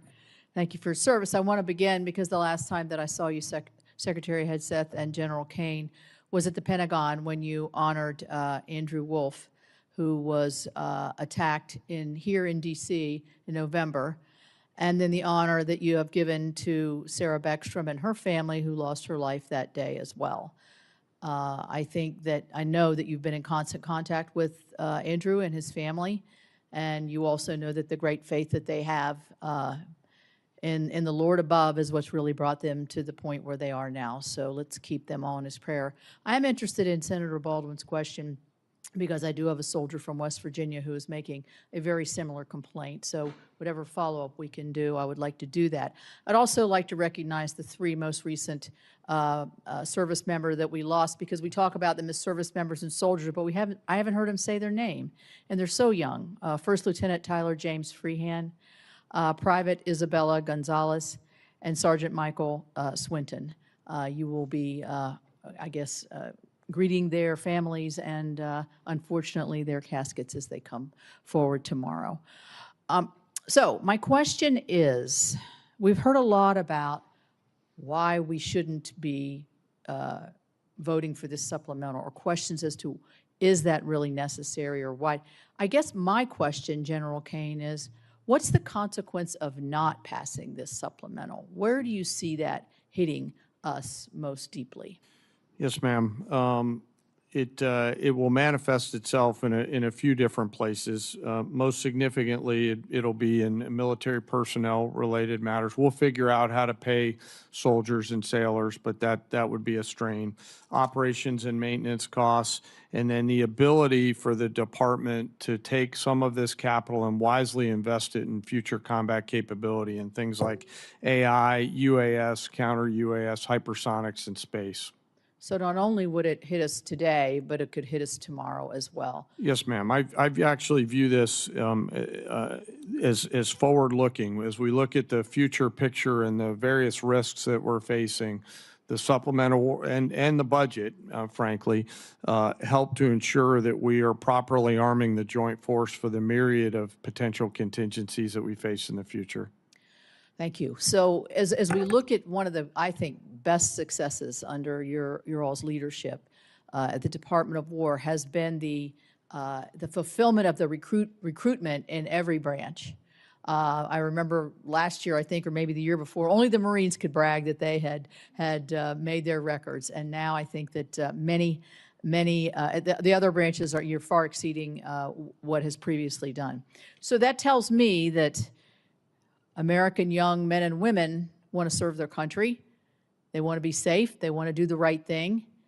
So how does not funding them, and if they think that their salaries may be short, or we're going to have a continuing resolution, or we're going to shut down the government, how can this chill what has been one of the greatest successes, I think, in terms of not just today's force, but the force of the future? And Mr. Secretary, I'd ask you to answer that question. Well, in a brass tack sense, this $1.5 trillion budget in its totality sees a 7% pay raise for junior enlisted, 6% for your NCOs and junior officers, and 5% for senior officers. So it's significant reflection of the value we place on top of the other increases that Congress has provided them. If we were to have to, and we're going to do right by the troops, we're going to make sure they get paid, but it's going to put strains on training and readiness and all the other aspects of O&M over time, which makes its way down to the unit level.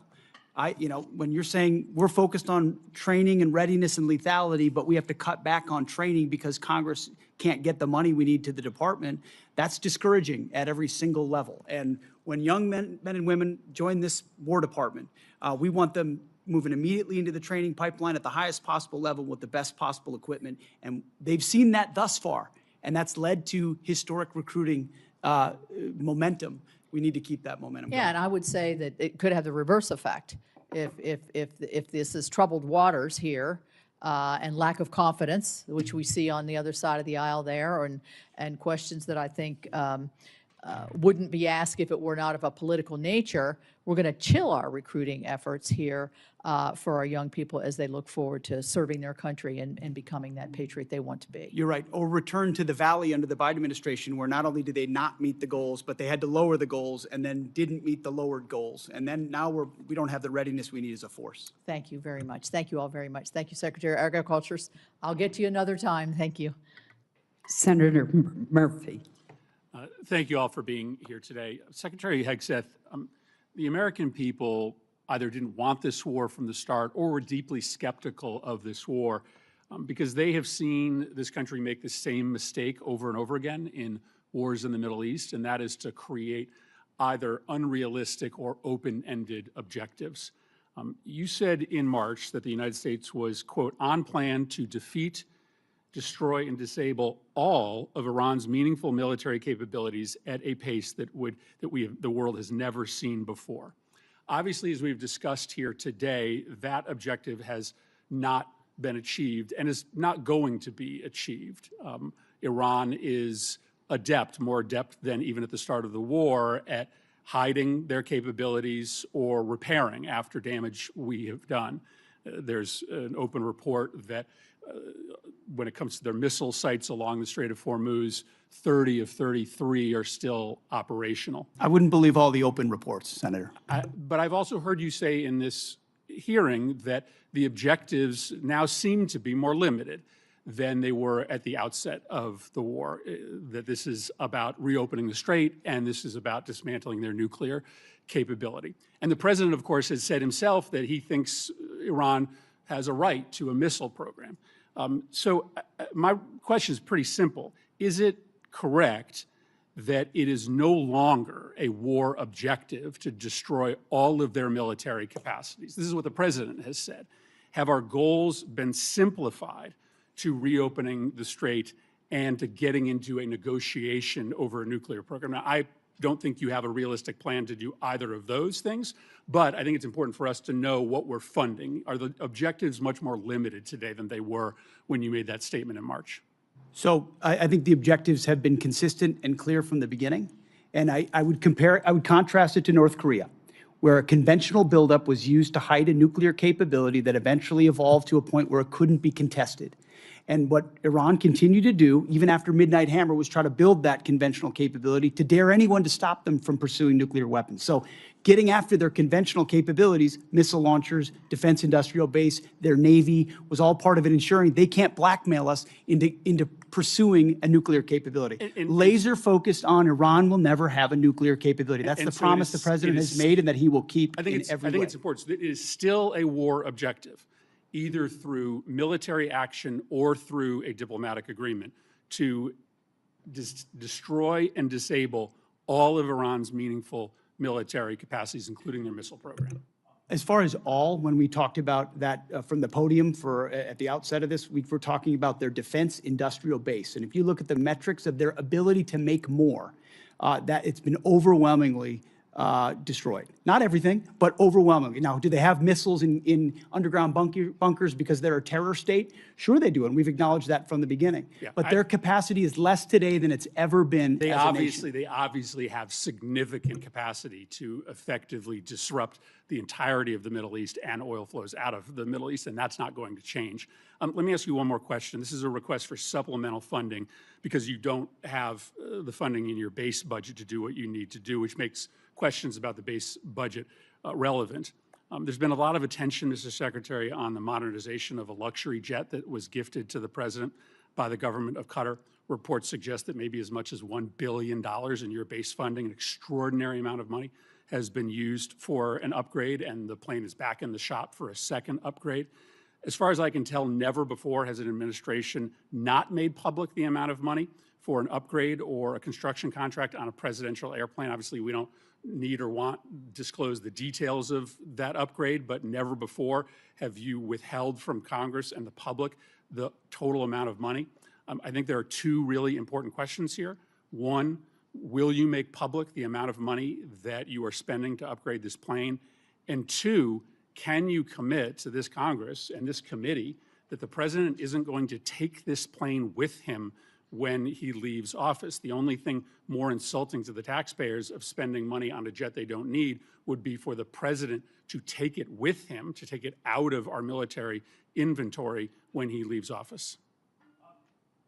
Say the Air Force has done an incredible job making that a capable jet that ultimately, but its capabilities and investment are classified and shouldn't be talked about in the public setting. That's not what I'm asking. Considering Will the you make security of the amount President of the money? United States. Will you disclose the amount of money publicly?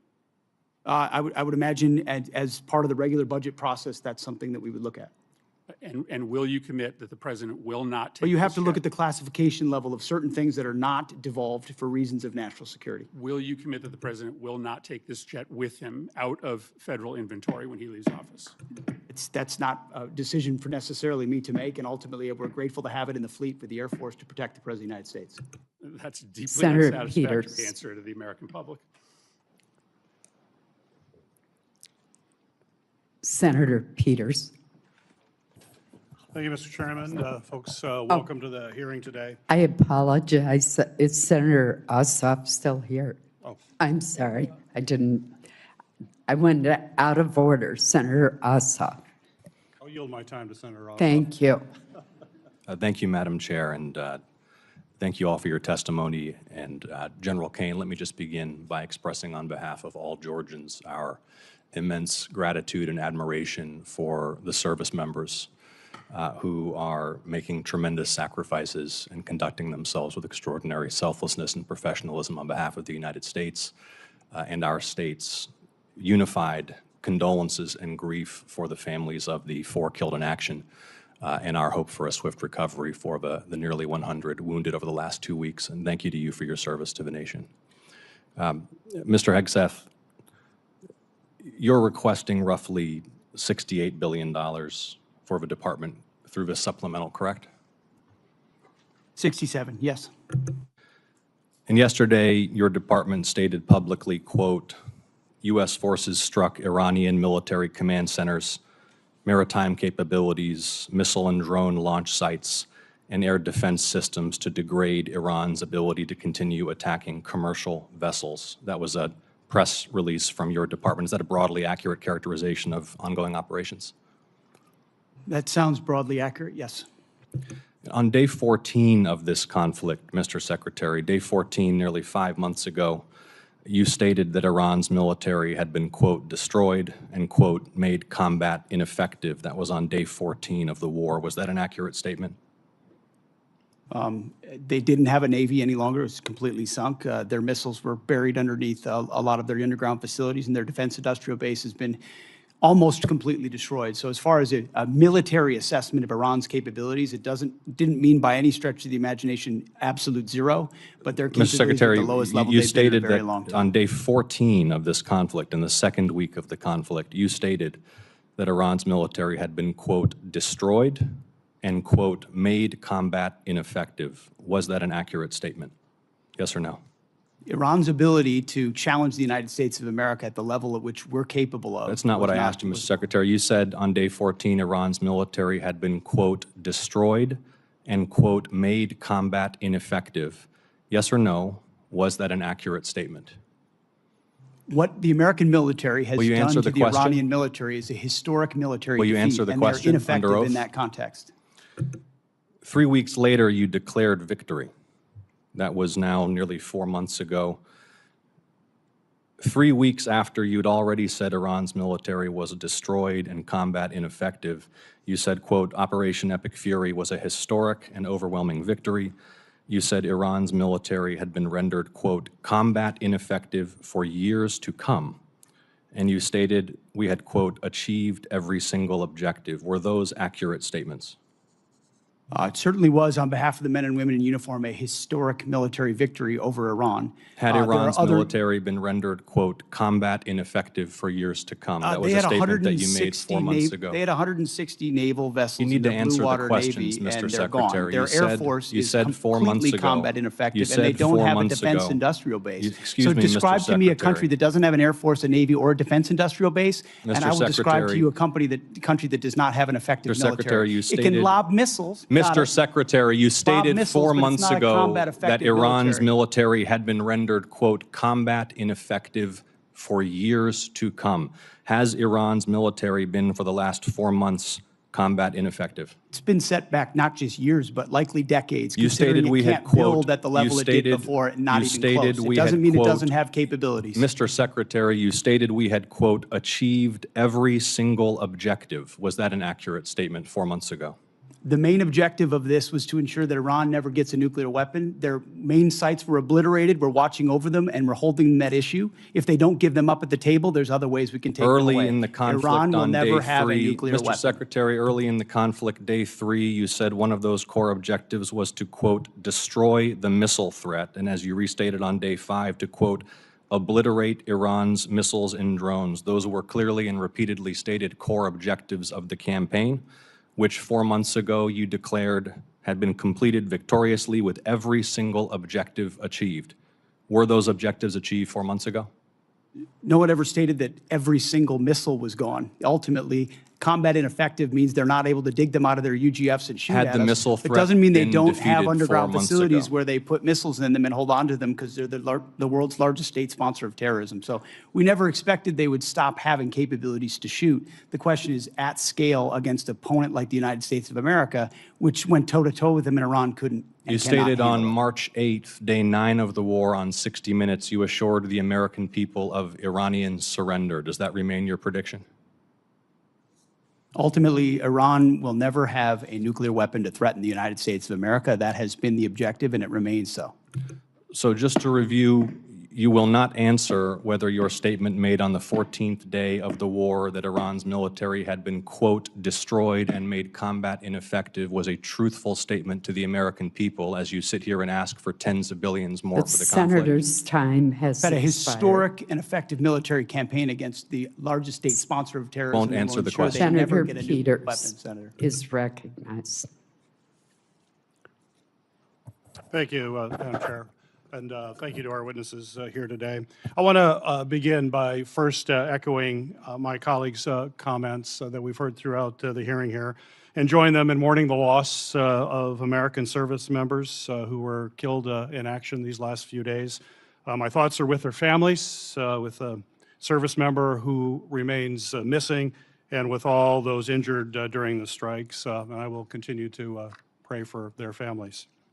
Secretary Hegseth, Over the course of the war with Iran, I have repeatedly expressed concerns regarding the administration's lack of a winning strategy and repeated contradictions about the state of the war.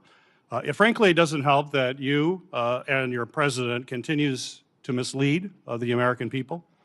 You and the president have repeatedly said that the war, as we've heard over and over again, is almost over or already won. In fact, the president alone has said the war is almost over more than 30 times. On March 1st, the president said, we'll be done in 4 or 5 weeks. On March 9th, he said the war was very complete. On April 8th, he declared total and complete victory, 100%, no question about it. On the same day, you declared Operation Epic Fury was a historic and overwhelming victory on the battlefield, a capital V military victory by any measure. And yet today, July 21st, we have soldiers whose remains are sadly going to be returned to their deeply grieving families tomorrow. Clearly, the war is not over yet. After months of conflict, our strategy to win remains unclear. I have long said the United States has the strongest military in history in the world, and I have no doubt that our brave service members can execute any mission and prevail in any battle. But without a clear winning strategy, we're at risk of being in another forever war that'll put our service members in continued harm's way and continue to cost taxpayers billions of dollars. Secretary Hegseth, despite your failure to win this war, you are back now before Congress asking for almost $70 billion in additional funding. You're asking the American people for a blank check because, once again, the Trump administration's efforts have been an utter and complete failure to win this war to this point. So my question for you, sir, is how is your strategy different than what we've seen in the past? So far, we have not seen a strategy that's been successful. You mentioned nuclear material as the primary goal of the war. It still exists. We haven't dealt with that issue yet. You talk about the destruction of missiles, and yet the missiles that we saw hit recent targets are actually somehow more lethal, more deadly, more maneuverable than what we have seen in the past. So they're obviously improving their munitions. The Strait of Hormuz is still closed, reminding everybody it was open before the war. Prices were lower for everybody until the war, and it still remains closed. And of course, tragically, people, service members, our warfighters, who we care deeply about, are still dying. So what's different? Mr. Hegseth, Secretary Hegseth. I think your characterization of this incredible effort as a failure is reckless.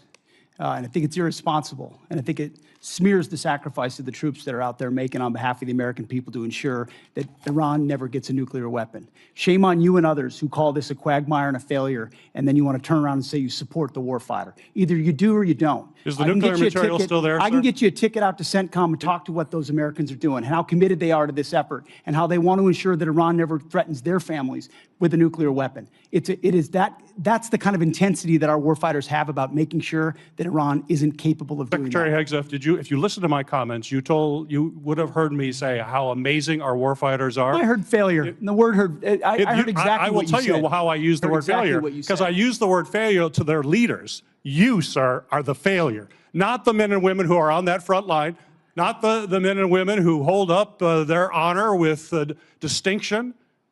But if there's a lack of a winning strategy, they're in harm's way. Their leaders have failed them. And that's what's happening. We have political leadership. You don't have a strategy. You don't have a long-term plan to actually win this war. Win the war. The men and women are going to be able to do it, but they need to have leadership. When will you show leadership? We have leadership. When will you show leadership? Why don't you leadership? show some leadership and stand up to your fellow Democrats who won't fund the troops, who stand and play partisan politics while you don't give us the money? You want to stand up here and talk about the troops? You won't show any political courage to actually fund our department because you have Trump derangement syndrome and can't actually commit to anything meaningful. So I put this on you, Senator. Secretary Hegseth, you have trillions, you have over $1 trillion, you're asking for $1.5 trillion. It's not a question of money, it's a question of leadership and understanding what it takes to actually win. Political cowardice of Democrats who won't fund the troops. Senator's time has expired. This will conclude our hearing. I want to thank our witnesses for being present and the committee for what has certainly been a vigorous discussion. For any senators who wish to submit additional questions for the record, those questions will be due in 7 days on Tuesday, July 28th by 5 p.m. I'm going to ask the vice chair if she has any final comments. I do very quickly, and thank you, Chair Collins. This was really an important discussion about the state of this tragic and disastrous war and how we should be spending Americans' tax dollars on families instead of this president's war of choice.